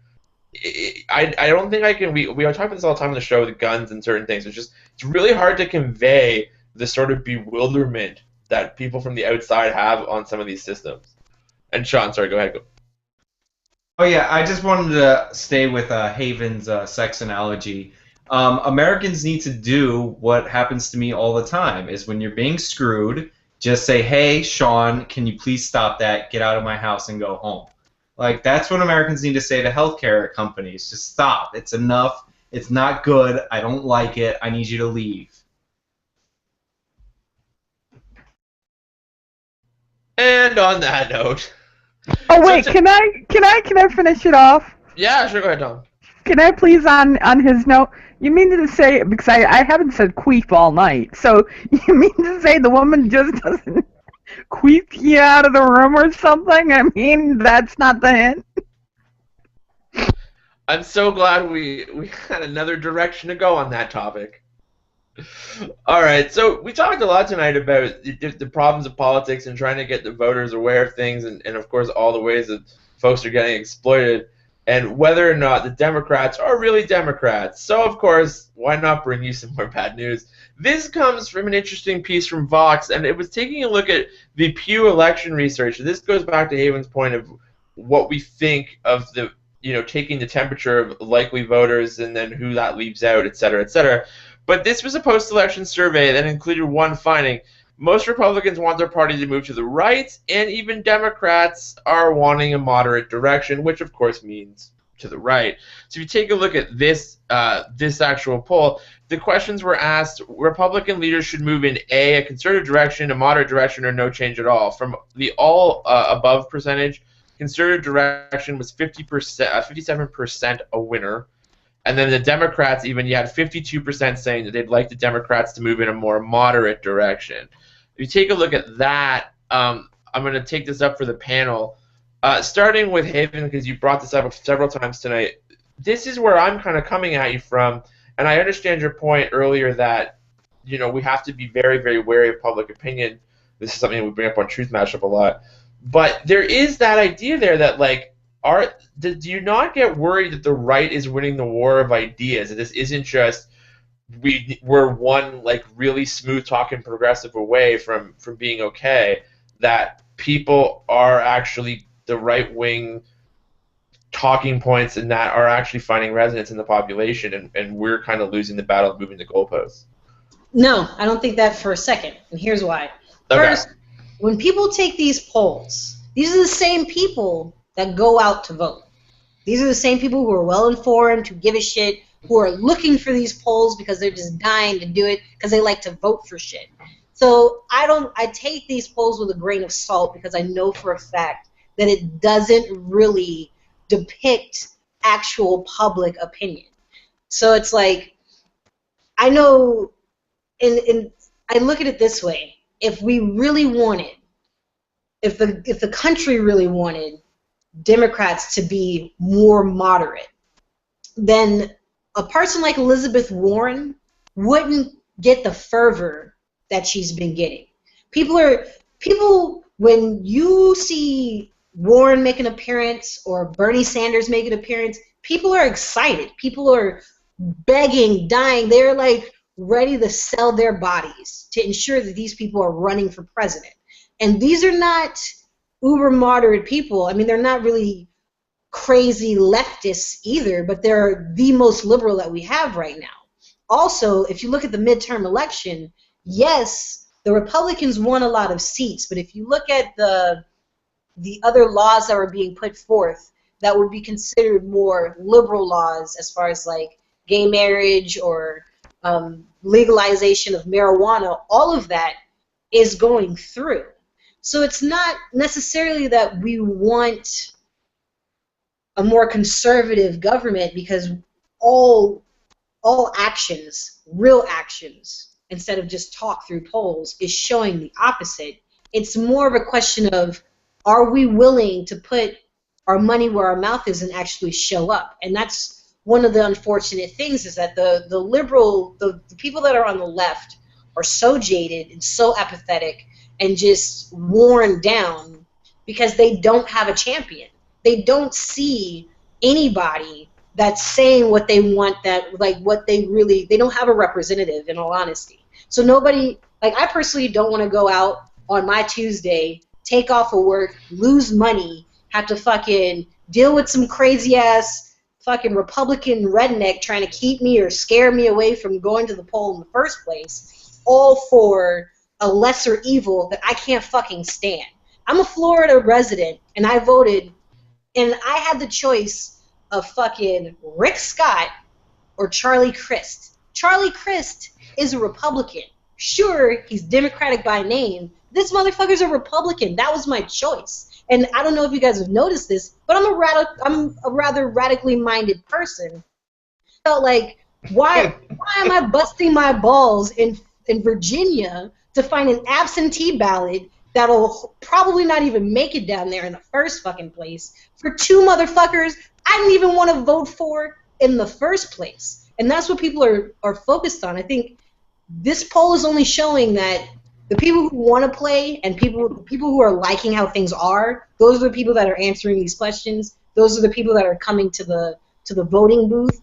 Everybody else is sitting the fuck out because they don't see their champion and they don't see any reason, fortunately. Well, this is a fault of ours too, on why they don't see their champion. Because here's why: we could, if we focused like TYT and Truth Mashup and TYT Community, focused on more libertarian even or Green Party candidates, even in the congressional levels. When Cenk did that debate, when he hosted that debate, did you notice that one of the top candidates didn't even show for the California debate? And I just, if we're able to get a more focus on those lower tier candidates, all we need is 5 to show up and win, like for Congress.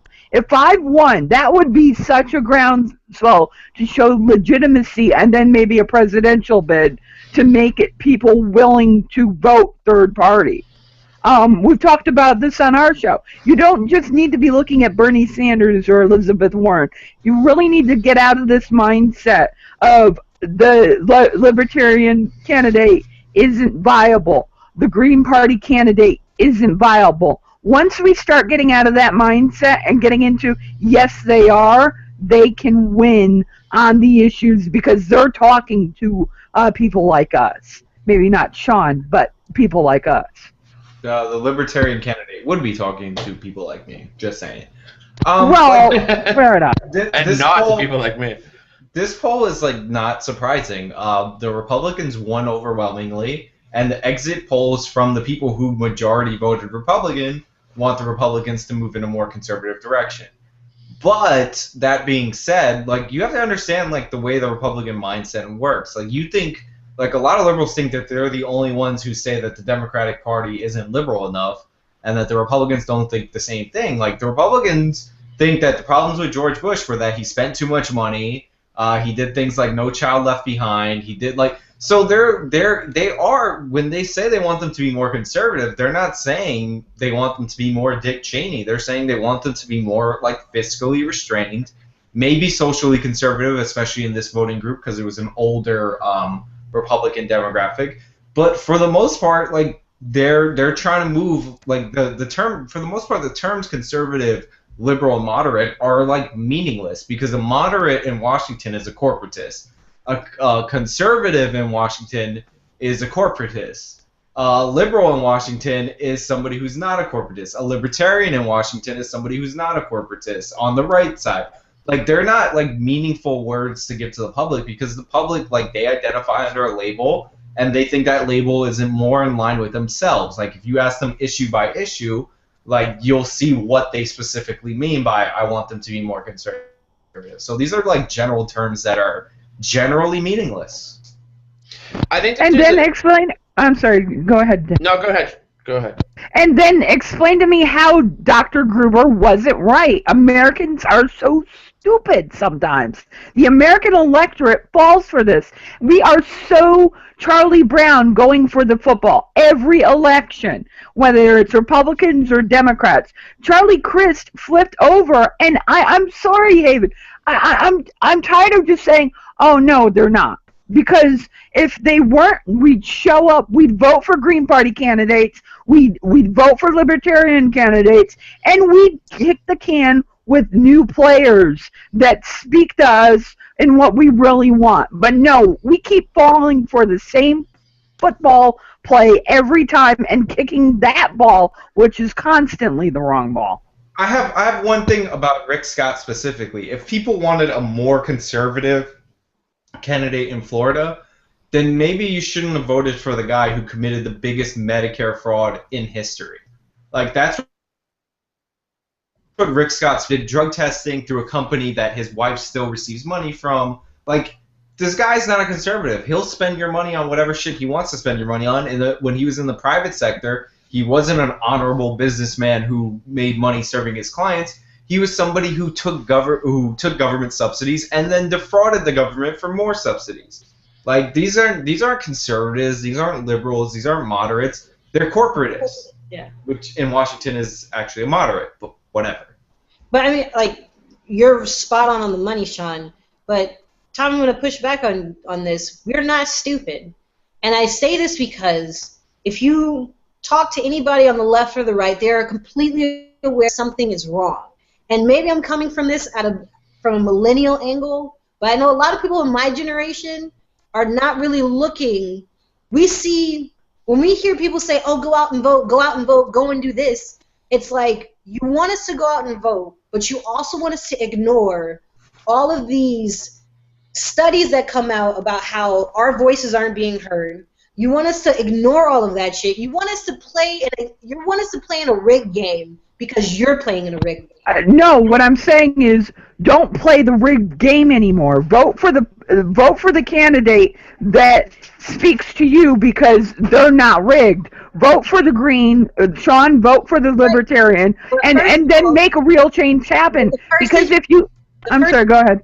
Is that Green candidate has to be on the ballot in the first place. And the unfortunate thing about that is that there are rules that are put in place that make it very unbelievably difficult for a third party to be put on the ballot. If you look at, what was it, Buddy, oh God, I can't believe I forgot his name. But there is this one. Buddy Romer. But yeah, he tried. Yeah, Buddy Romer. He tried to get on the ballot to be a third party candidate. And every time he would come up and meet their expectations, they came up with another fucking rule that came out of nowhere. A lot of the time, a lot of people don't even know about these third-party candidates because they don't even get the access to the debates that they're supposed to be on. So it's like, as a millennial, I can understand why the younger generation doesn't want to come out and play because it's a lot like, fuck this, I'm not going to waste my time. What I'm starting to see from my generation is that we're looking at getting what we need to get done outside of the apparatus because we understand that it's more than just going out and voting because the people that are being presented to us by the time you're a superintendent, you're already beholden to somebody with money. So it's like we're already aware that this is we are up against a tremendous problem. And that's one of the things about Wolfpack, is that they're coming at this from a completely different angle than, oh, go out and vote for the guy who makes make you slick in the knickers. Go out for that person. We're not doing that anymore. We're trying to make real fucking changes. Not this. And Haven, you're right, and I love Wolfpack for that because it's out of the box and it gives us a new dynamic to work with and a viable dynamic. Because then the Republicans and the Democratic Party will have to run on issues and be not beholden to big corporate donors, but be beholden to the voters. And I love Wolfpack. I totally do. But I'm sorry, in the states that there are Green Party candidates, people need to vote for them if they want real change, not from Democrats or the Democratic Party. And if you get a groundswell of just five, the media will have to take notice. And we're actually seeing a little bit of this. Like Haven was talking about how people will get up for Elizabeth Warren. Like, that's a good thing that you get up for your candidate and you don't get up for anybody else. Like, one of my favorite statistics about the people who voted for Ron Paul in the Republican primaries is less than 30% of them actually voted for John McCain, and I think less than 25% of them voted for Mitt Romney. Like, they don't like people who focus on their candidates and don't vote party it's a great thing. But one thing I want to point out, and we addressed this a little bit last week, is that we also live in a country where 43% of our local elections this last go-around were uncontested. So your state house and state senate, you literally had no choice. You had one person on the ballot. That's in 43% of the races last year. The only states that were the only state that was perfect with all contested races was Michigan. But you have a lot of states with like 20% of their state house and state senate races even have two choices, let alone two good choices. Yeah, and that would call into question of why the citizenry doesn't come up and run themselves. But but that comes to an issue of money. There are a lot of very intelligent people who just don't have the access or the ability to be the options that we want. You know what? That's bullshit. It doesn't cost that much to run for state office. Yeah, and that's more in my city, but like can run. But it costs a lot to be competitive. Yeah. No, it doesn't. In Rhode Island, let's use Rhode Island's example. This guy got, and granted, he's run before, but this guy got 22% of the vote as an independent candidate and helped the Democratic Party candidate win because he pulled away votes from the Republican, and he ran as an independent. It was more some say libertarian, some say social, not socialist, but liberal. But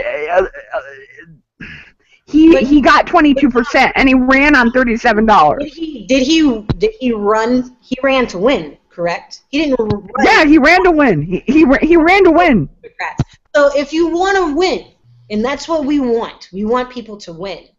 That's the problem. Is that yeah, with $37, you sure as hell can go on that ballot and take away votes to help the bigger party that has a larger reach than everybody else. But you are going to have to be a contender, especially at the Senate and House level. There's no way for somebody like me. I mean, Twitter can only do so much for me. You guys can only do so much for me. I need my local news stations to put my message out there as well. If I have somebody who owns a car dealership who also has a couple people outside of the city or the county trying to help him drown out my voice, I can only walk and do door to door so fucking much. No, I don't agree. You're in a state where an 18-year-old took off her freshman year of college and kicked somebody's ass. Like in Maine, a grocery store clerk, Jen tells the story all the time, won on $310. Some of these districts and some of these states are tiny. Like, they're thousands of people. Like, you can physically meet everybody that would vote for you in these states.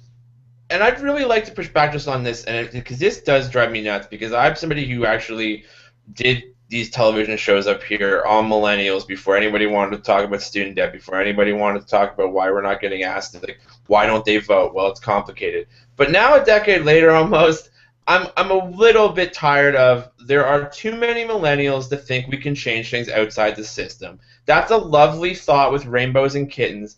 And I totally agree. Between elections, you should get your ass out there and do stuff. It's not just, hey, I can do something once every couple of years. But still, you've like the system, the purse strings, everything in Washington, in your states, here in Canada, from a provincial to a city level, even municipal level, it matters. It's this idea that we can just like, everything's not perfect, and there's not the magical left candidate that I want to vote for. So I refuse to like sort of deal with the lesser of two evils and then also push the goalposts between elections. It's a multi-pronged like attack that you're going to have to use if you want to change the system. One magical person is not going to do anything, and you're not going to get that candidate. Like, but millennials aren't waiting for one magical person, which is why they're not doing anything though. The solution. I don't want to play this as millennials, but the solution is that it's going to happen outside. That's really frustrating me. I think it will, because the problems. It can't. Voting for a candidate is not. It's a Band-Aid. To get somebody that you like, it's a Band-Aid. There are systematic issues. Sure. There's a systematic structure. So in order for that to change, you have to change the culture. How?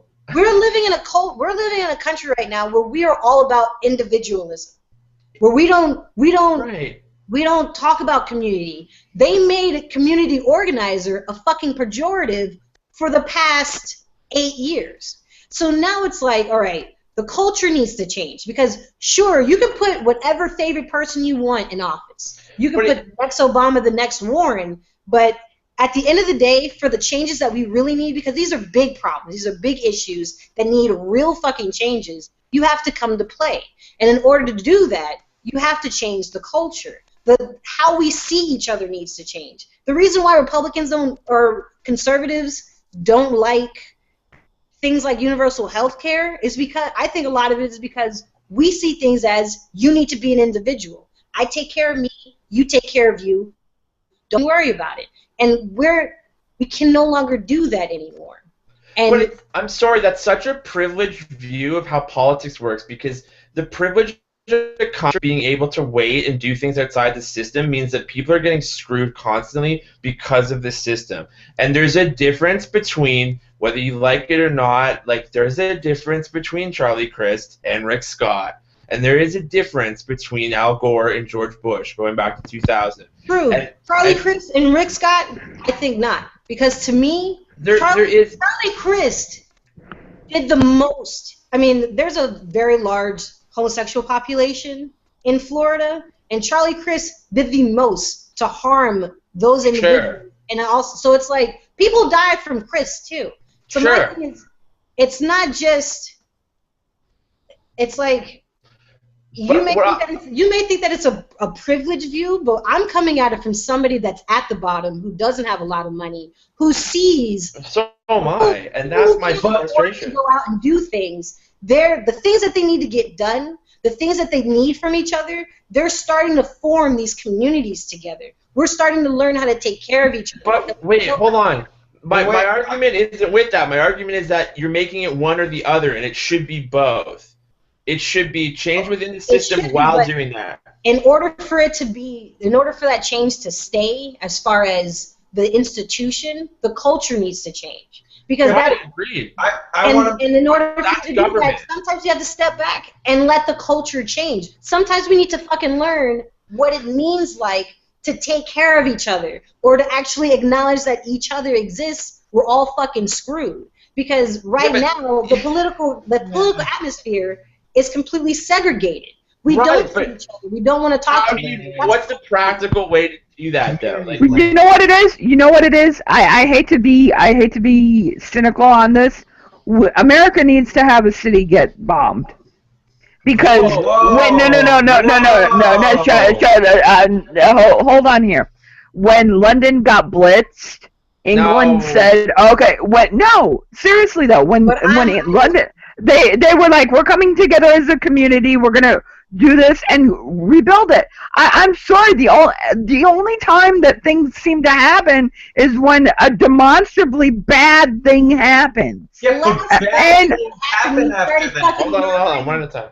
Bad things happen after that, Tom. We got the Patriot Act after the Twin Towers fell. We got an Afghanistan war that's still not over, an Iraq war. We got the John Warner Defense Authorization Act. We have the NSA spy. Like, all that coming together leads to passing horrible laws.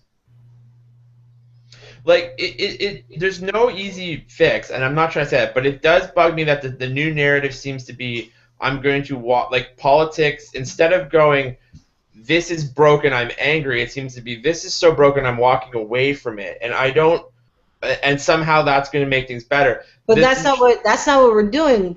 But the sheer size of government, the sheer size of what they can do, you can have all the community you want. It's not going to matter unless you make steps to change the system from within the system as well. I agree with you. It has to don't blow up the city.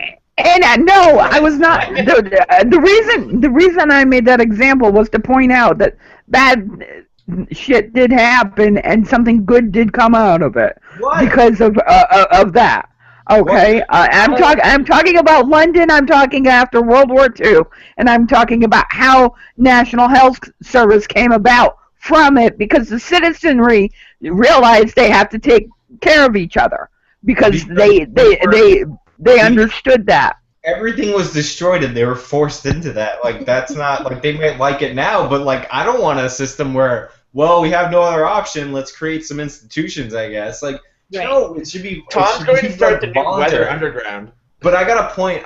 No, I'm not. I got a point about Dan's point to there being a difference between Rick Scott and whatever the other guy's name was. Rick Scott has the face of a serial killer. The fucking closet case, Charlie. Yeah, but Rick Scott has the face of a serial killer. Like, let's keep that real. Like that. Hey now, if I cut this hair, I would have a face of a serial killer. That's true. So cut it out. But I want to get to the point. Like, I'm not with voting for the lesser of two evils, and I know that's gonna upset Dan. But what I will say is, run for your state office. Like, go look up your state representative. Tom, everybody in your state was actually contested. And if there's an uncontested race, run. Like, you never know. Like, those state house races, there's a reason Wolfpack has success on the state level. Like, they're not that hard to win. They're not that impossible. Like, my New York State representative has 2,000 Twitter followers. Like, that's it. That's it. She's a fucking paper tiger. Like, you can nobody would want me in the state house, and here's why. If I got to Lansing and ran, I would be that guy that the Young Turks put on, throwing the papers, having the fit, and being like, tear this shit down. One bill, I'm frustrated, the hell with it. I'd be that guy every time we met. Nobody wants me running for that. And listen, and to go back to Sean's point, like, I'm not trying to say the lesser two evils, like, just stay in the system and keep recycling the same BS over and over again. But what I am saying is that it does matter to people. I wasn't specifically speaking to you, Haven, when I said the privilege view. I meant the idea that, these things, it comes from a lot of activists that things are okay. Like, but there's lots of people here who are broke and, like, really, like, literally poor. Or, we talk about access to abortion, all these things. There are differences, core differences in these parties. And whether you want to jump on a new train, whether it's Green Party or you're a libertarian, but you can join the Democratic Party, or you could join the Republican Party, and you can do things from within the system. And it's hard, yeah, but there's no easy solution, especially in your country. The system is so far out of whack. I completely understand wanting to wash your hands of it entirely, but they're not. But I'm not arguing to wash your hands entirely. I'm saying now is the time to be inventive. Yes, go run. If you think that you can win, go for it. Right. But unless we change the culture, unless we change how things are done, it's going to be whatever actions you want to move with are going to be muffled. They're going to be stifled because there's a certain direction, there's a certain way you have to play this game. Right. So it's like go run if you can, but don't be surprised when you can't move a lot. And the rest of us little foot soldiers, we're going to have to be on the outside attacking and figuring out a different way. To me, Wolfpack is coming in from the outside and saying, okay. See, I don't agree with that. I think that's an inside solution, so that's okay, fair enough. Yeah. So I think it's an outside solution because in order, I mean, it's definitely left fucking field. You're using the system in itself to do this, but if we're going to go down that route, then everything we do within this, aside from being anarchists and blowing shit up, is going to have to be within the system. Hey, that was a dig. I'm just saying, like, that's what literal outside the system is. Okay. But using our community, using connections to people, reconnecting with each other, and getting the move on to really make serious changes, like Wolfpack and other organizations are doing with trying to get things ratified. That's radical. That's left field. That's something that nobody's really prepared to really deal with within the system. They're not even really looking at it right now. So to me, that's something that we should be doing. For sure. Rather than just, yeah. No, we totally agree.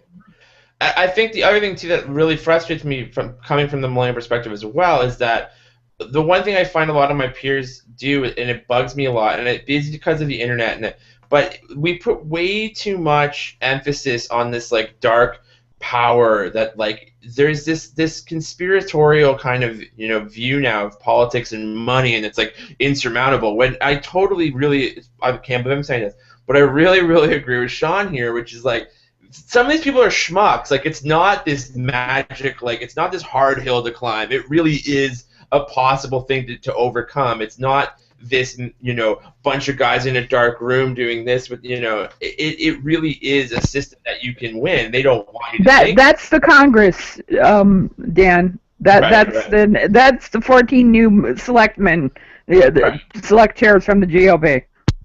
Right. I mean, I totally see where you're coming from, Dan. My whole thing is that, yes, some of these people are schmucks, but we had George Bush, and we were totally aware that he was not running shit in that administration. So if even the president can be a puppet to something, we are fully aware that you can be too, and there's only so far you can get where you're allowed to do certain things that ruffle certain feathers before they fucking cockblock you. But on the local level, and right. like, I do want to go to the next story eventually, but sometime tonight. On the national level, we're having a lot of gridlock. Most of the laws are being passed on the local level, and these are winnable races if somebody cared to run a campaign. Don't make me do it, is all I'm saying. I will do it, Sean, do it. No balls, Sean. No balls. Win. So, no balls. And be a full-time student and a full-time worker at the same time doing it. Huh? Because running campaigns don't pay rent. That's for sure. Oh, that's all right. I go to school at a college. I put out flyers. You want to put some shit on your resume? You want to volunteer for my campaign? You know what I mean? Bribe people to volunteer for your campaign? Yeah, this is better than an internship. Go ahead and waste your son, Sean, and my sexiness. Sounds like Steve Stockman's campaign. I'll collect signatures. If you really want to be depressed democracy, but it's sometimes almost at the same time kind of happy about it, there's a film called Can Mr. Smith Really Go to Washington about Jess Smith and his campaign in Missouri to try to run for office, and it's a bunch of young people got together and they almost win. But then Google his name afterwards and see how messed up the situation is. Let's move on from this topic. We will probably come back to it, I'm sure, on the show a million times after, but we're not leaving this topic too far behind because this story is about Rand Paul.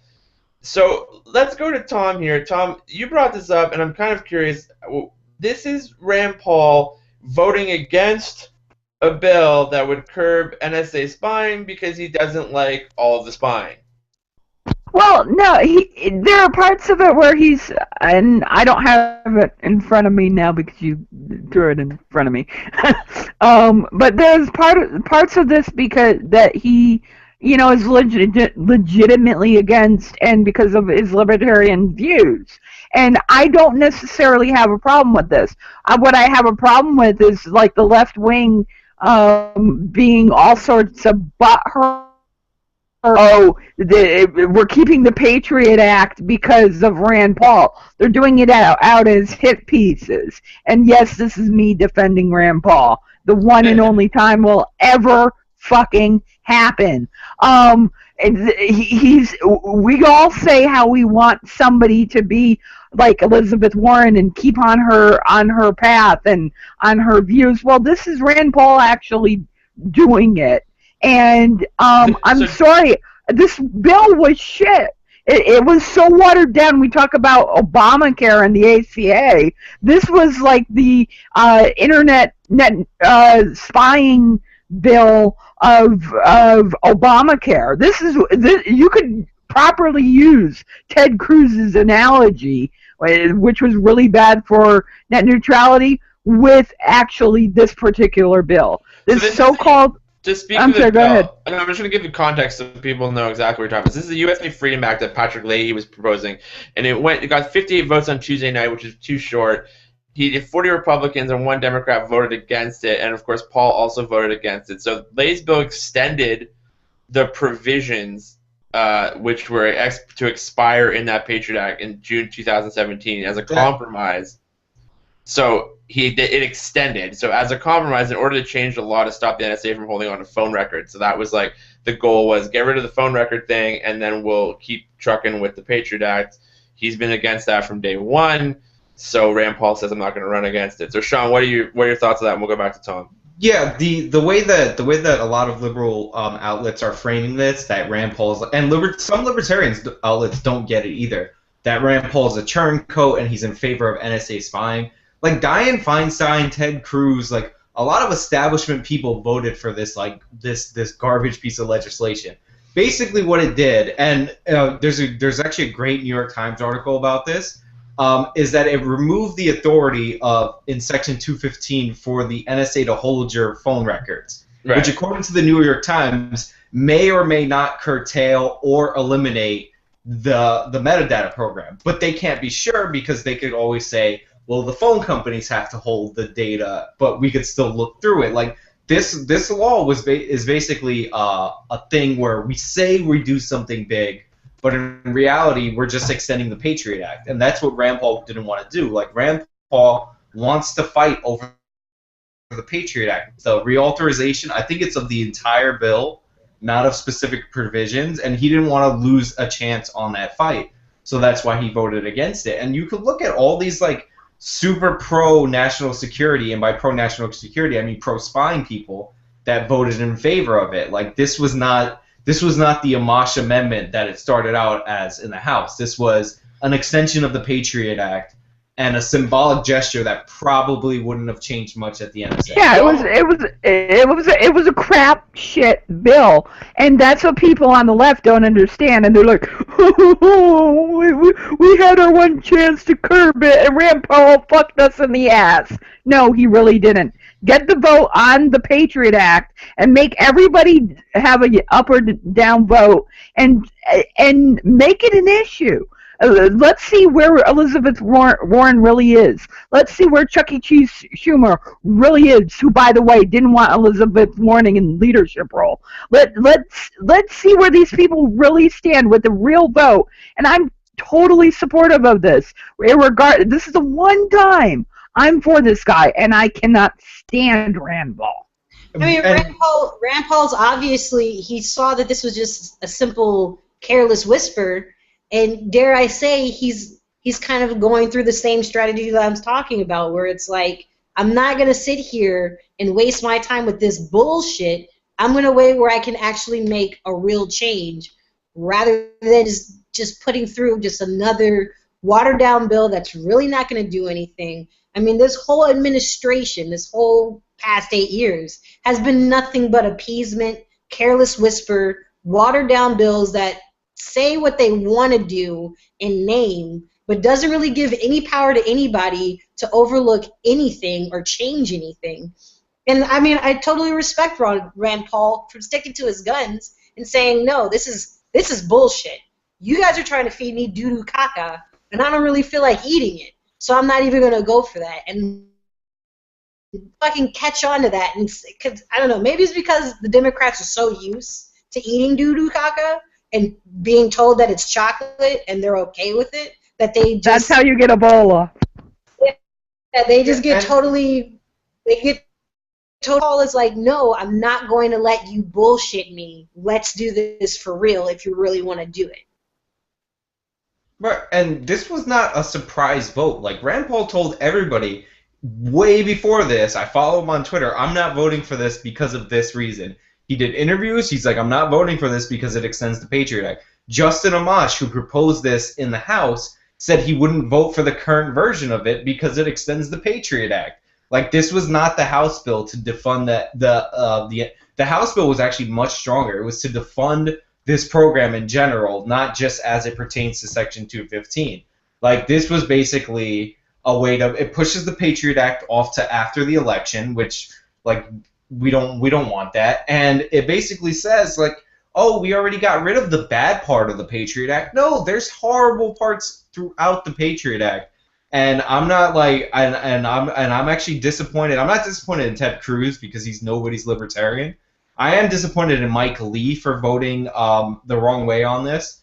And I'm proud of Rand Paul. He did exactly what he said he was going to do, and he said he would take every opportunity to have a fight over the Patriot Act.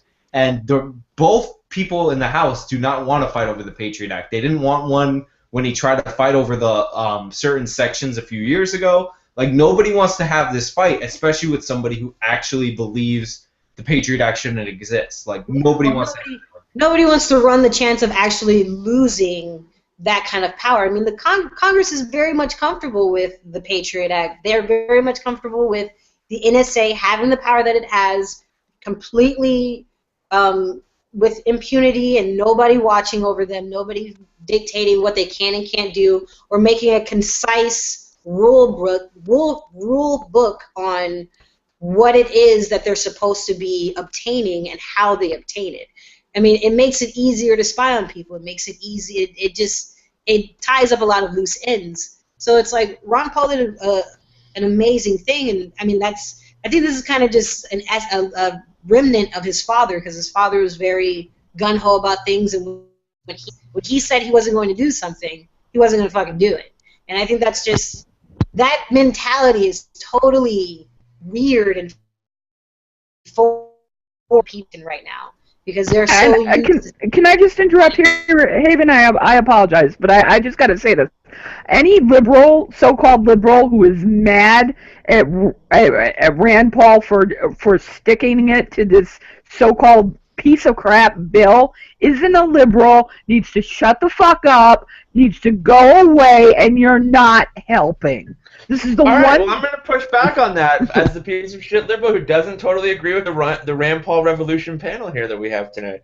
So let's deal with a couple of things. One, you all agree that there may not be really that much, when push comes to shove, of a chance of getting rid of the Patriot Act. So this idea that Rand Paul is saving it for it to expire, I'm fairly sure they're going to probably pass it again. So this is cynical politics that I think, like, I don't agree with the left on this, being like, Rand Paul, oh my God, but I also don't think you should give Rand too much credit for this. He won power in the GOP. Mitch McConnell is the guy who wanted this done. He wanted this off the table, and not for like the reasons that the rest of this panel does, but because him and his cohorts are screaming about how ISIS is this will empower ISIS because you won't be able to spy on folks. This is a cynical power move, like every other political move. This aligns him with the power base of the GOP, and that's what helps him when he wants to run next year. So before we get too excited about Rand Paul being a purist, I think that there is a little bit more to the vote for him. There's no downside to voting no on your side of the aisle if you're Rand Paul. At the same time, the folks on his side of the aisle that were against this were not against it because of the Patriot Act. They were against it because they wanted the ability for the government to actually do that. Then what? Let me push back, Sean, real quick on that. Then what people need to do, if they don't want this and if they want to be involved and think in the box for once, they need to make phone calls starting now and say push for a vote on the Patriot Act and do it. And you better vote no, because if you don't, we're going to hold your ass to it. Sure. And it's gonna burn. But And we're gonna burn that's when you. I'll join your Rand Paul. That's when I'll jump on your Rand Paul bandwagon. But let me take a chance to agree with Dan. There's a political motivation in there. Rand Paul wants to, in the next go-around, to be on the record fighting the Patriot Act. He is not in favor of it. He wants to have a chance to filibuster it. He wants all those chances to give all those speeches and rally up his base and his father's base, which are kind of weary of him. But this was a principled objection, and the fact that Republicans are morons and not everybody knew exactly what this bill did, because again, a lot of the media outlets weren't exactly sure what this bill did specifically.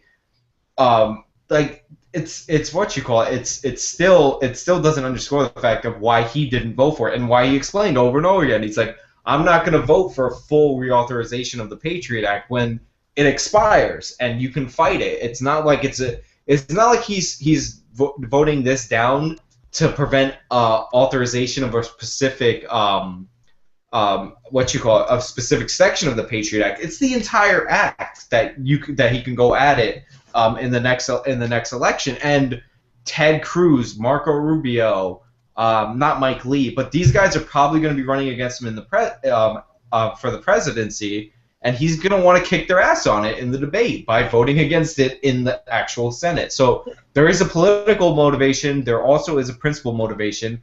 And more importantly, it's the right policy, because I don't want a backhanded, oh, here you go, now shut up now, and by the way, more years of the Patriot Act. I don't want that. I mean, because either way, I'm sorry, Haven, go ahead. Nobody's delusional in thinking that this is completely altruistic. I mean, he is a politician after all, and he does have a base. He does have, Rand groupies that want to see him put his money where his mouth is. And if he has a better shot of doing that, attacking the whole thing, not only does it make him look like David versus Goliath, but it also sheds this negative light on the people he's going to have to run against later. He can point and say, look, I know you guys love Eddie Munster over here, Ted Cruz, but this motherfucker doesn't care that you're getting spied on. This motherfucker doesn't give a shit about the things that you care about, but look at me, I do care. So it's it just so happens that this is the right thing to play on. But I mean, I'm not surprised that he's going to use that to his advantage. It's good that he is not the only person aside from a Republican to want to generate some energy from his base. Yeah, and by the way, he wants to kick Ted Cruz's ass. Ted Cruz is the fraudulent version of Rand Paul. Rand Paul did a real filibuster against a nomination over drone strikes against Americans. And by the way, he got an answer from the president. The president said he can't kill Americans in the United States with drones. So that is on the record. Ted Cruz did a fraudulent, phony filibuster, publicity stunt filibuster of Obamacare. Rand and for the record, Sean, and he kept talking until he had to go on Rush Limbaugh's show. That's when he stopped talking. He literally stopped talking, Ted Cruz, to go on Rush Limbaugh's show. That really should be noted. And Ted Cruz started, first of all, it was a fake filibuster. They let him take breaks and all that. But he also started at a point in time where he could not have delayed the vote. If Rand Paul doesn't want something to happen, he'll start it at the last second. He'll try his best to delay it. There is principle in that person, and this is a reflection of that principle, not a repudiation of that principle. And it shows solidarity to his principles. I mean, I think one of the things that I know, at least definitely the conservatives and the liberals, is that they know that their politicians are wishy-washy, and they don't really have too many examples of the people that they're pushing for sticking to what they are saying. So it's going to really appeal to younger voters seeing Rand Paul stick to his guns. It's going to appeal to people outside of his. Depressing to me. Well, to me too. As John Oliver said about the Ayn Rand crew, it's something you're supposed to grow out of, like ska or hand jobs, and it's just the idea that these people with their hand jobs, really, Ayn Rand and hand jobs, you had to go there. Well, people are saying that's what they want, is somebody to stick to their guns. So instead of hating what if he doesn't have guns? His guns are his fingers. Like, stick to your own guns, liberals. Can I just point something out? This is totally off topic, but it's breaking news. Ferguson, Darren Wilson in the final stages of negotiations to resign may happen on Friday. Why does this fucker even need to negotiate this? I'm just saying. He needs to get his lifetime pension. Yeah, right? So I'm sorry to totally break down the... On trial. Like, that's... Don't tickle my taint. I want that... We're talking about principles, so... We gotta get back to Rand Paul. Let me bring it back. Yes, okay. Rand Paul, the only Republican to go down and talk to people in Ferguson and say the police were bad in that situation. The only Republican, just saying. True, very true. Yeah, but that's not enough. It's like grade school Dude, politics. Dan, go back to Canada, stop hating. Criminal justice reform with Cory Booker trying to restore voting rights to felons while all the other Republicans are trying to put voter IDs. Like, dude, calm down. There is places you can give Senator Paul credit to, and then you need to stick him in the eye with your finger. Because, trust me, Dan, I feel like I'm a little bit more Che Guevara than a lot of people on this panel. So I really don't care for Rand Paul, but he's appealing because... I get it. It's Rob Ford up here. The thing that I want to see is a champion. You know what I'm saying? That's what liberals want to see, is somebody that's like, fuck you. We want our own personal George Bush, who just doesn't give a fuck. He's going to do what he wants, say what he wants. And that's how that bothers me, though, and that's what I'm trying to say. Like, I don't want a liberal George Bush. I want somebody who respects the law and respects the actual office and does reach across the aisle. I don't want this train wreck up against the wall constantly, because people have to. We're not there yet for reaching across the aisle. Right? Yeah, because how many times? Wait, let me push. Dan, can I push back? Do the same thing. Can I push back on the reaching across the aisle? How many times has let's take the immigration issue. Right. Let's take the immigration issue with tonight. Obama's given Republicans time to put the Gang of Eight deal that Marco Rubio got trashed over for doing, and he won't bring it to a vote. That's why liberals want somebody like George W. Bush, because for Christ's sake, we're tired of the watered down bullshit like the NSA Freedom Act. And I don't mean George W. Bush. Hold on. George Bush is not a lion-like leader. Like, the Democrats want a Rand Paul. Just admit it. It's what you want. You want somebody who will filibuster shit that their own party likes. Elizabeth Warren is that. Elizabeth Warren, go look at her. She'll say that the country is rigged and the Republicans rigged it. Like, Rand Paul will say the Republicans fucked you over on the drug war. But it's not. But first of all, I don't want to be lied to, because I know it's not just the Republicans who rigged it. It's everybody. Right. And also, Elizabeth Warren pretty much refuses to run. So it's like, okay, as far as liberals are concerned, you don't really. When I say we want a George Bush, we want that straight up Texan, I don't give a fuck. This is my agenda, and I'm sticking to it. And we don't have that with the Democratic Party. We have a bunch of people who are gonna say whatever they need to tell you to make you take your panties off, but then do whatever the fuck they want once they're already in there. But there's a ton of conservatives that'll say the same thing to you about their conservative, Exactly, but that would be Ted Cruz.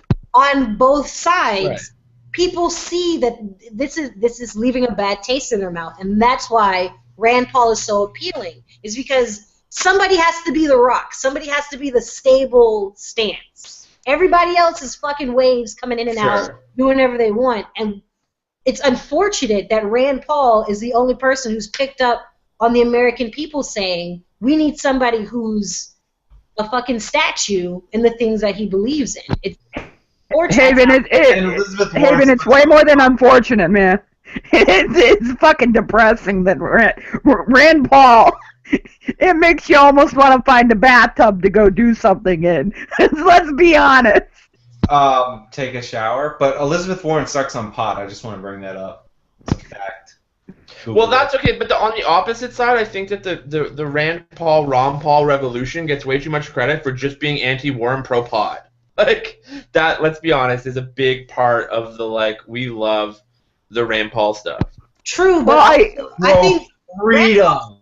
Ron Paul's the only person that has really talked about expanding voter rights. So you have... I don't agree with that, but okay, sure. You have a Democratic Party that's sitting there saying, oh, well, you know, whatever happens, if you can't vote, you can't vote. And then you have a Republican Party that's saying, no, you have to do this, this, and this. You have to have this blood sample. That's not fair. That's not no, that's not fair. Yeah. Haven, that's not fair. Haven, that's not fair. Hold on, one at a time. Hold on, Cory Booker, Attorney General. But Eric Holder was a shitty attorney general, but he actually did try and fight those voter ID cases. Right. Cory Booker teamed up with Rand Paul to expand the franchise. But Rand Paul is the only national Republican. He's not trying to expand voter rights. Rand Paul's the only person who legitimately said we have millions of people in prison who cannot vote. It's fair. That's completely... Yeah, and Cory Booker, the Democrat, is the guy co-sponsoring the bill, though, Haven. Right. And Cory Booker is the only Democrat. I hate saying Democrat.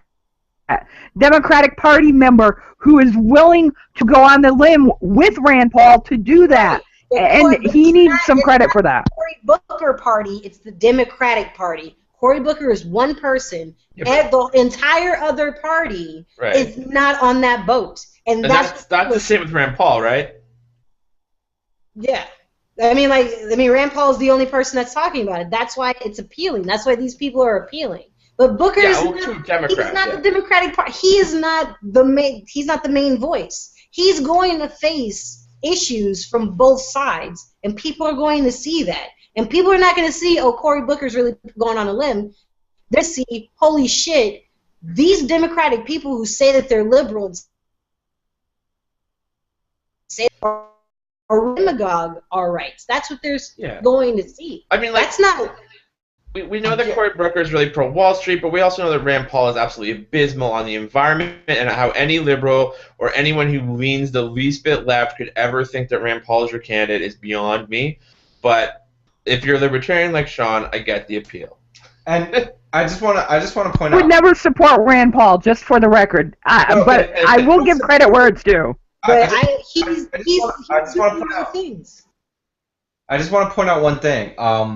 I'm sure you can find more Democrats that are in favor of restoring felon rights. Because I remember something from the campaign, the Republican campaign this go around, that will actually shock you. You know who voted in favor of restoring felon rights?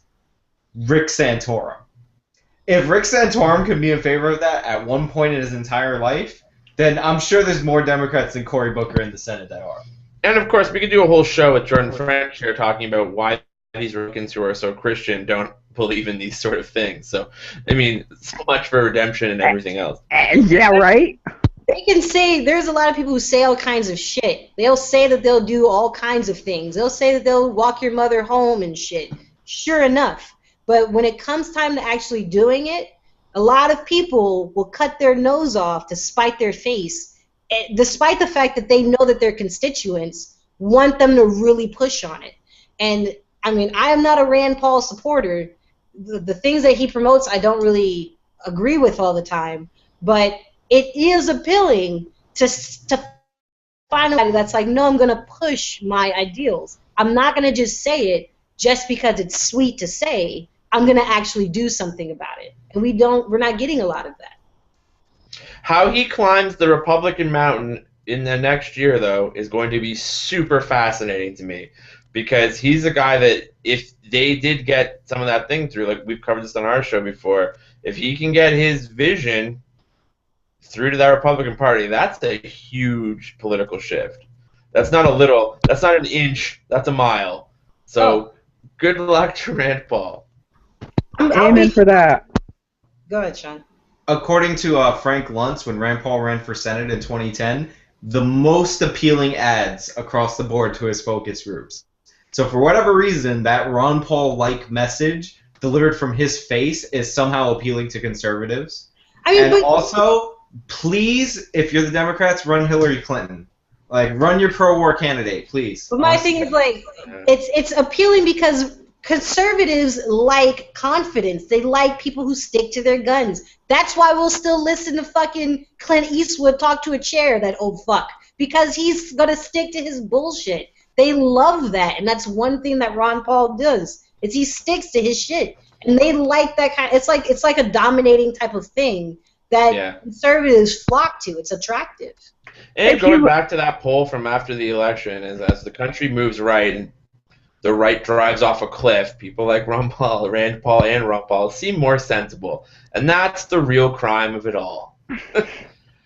Can I point to Dan real quick, please? Finish us off here, Tom. Okay. The country isn't moving right. The old white Q-tips who voted are going to say that because they're the ones who showed up to say it.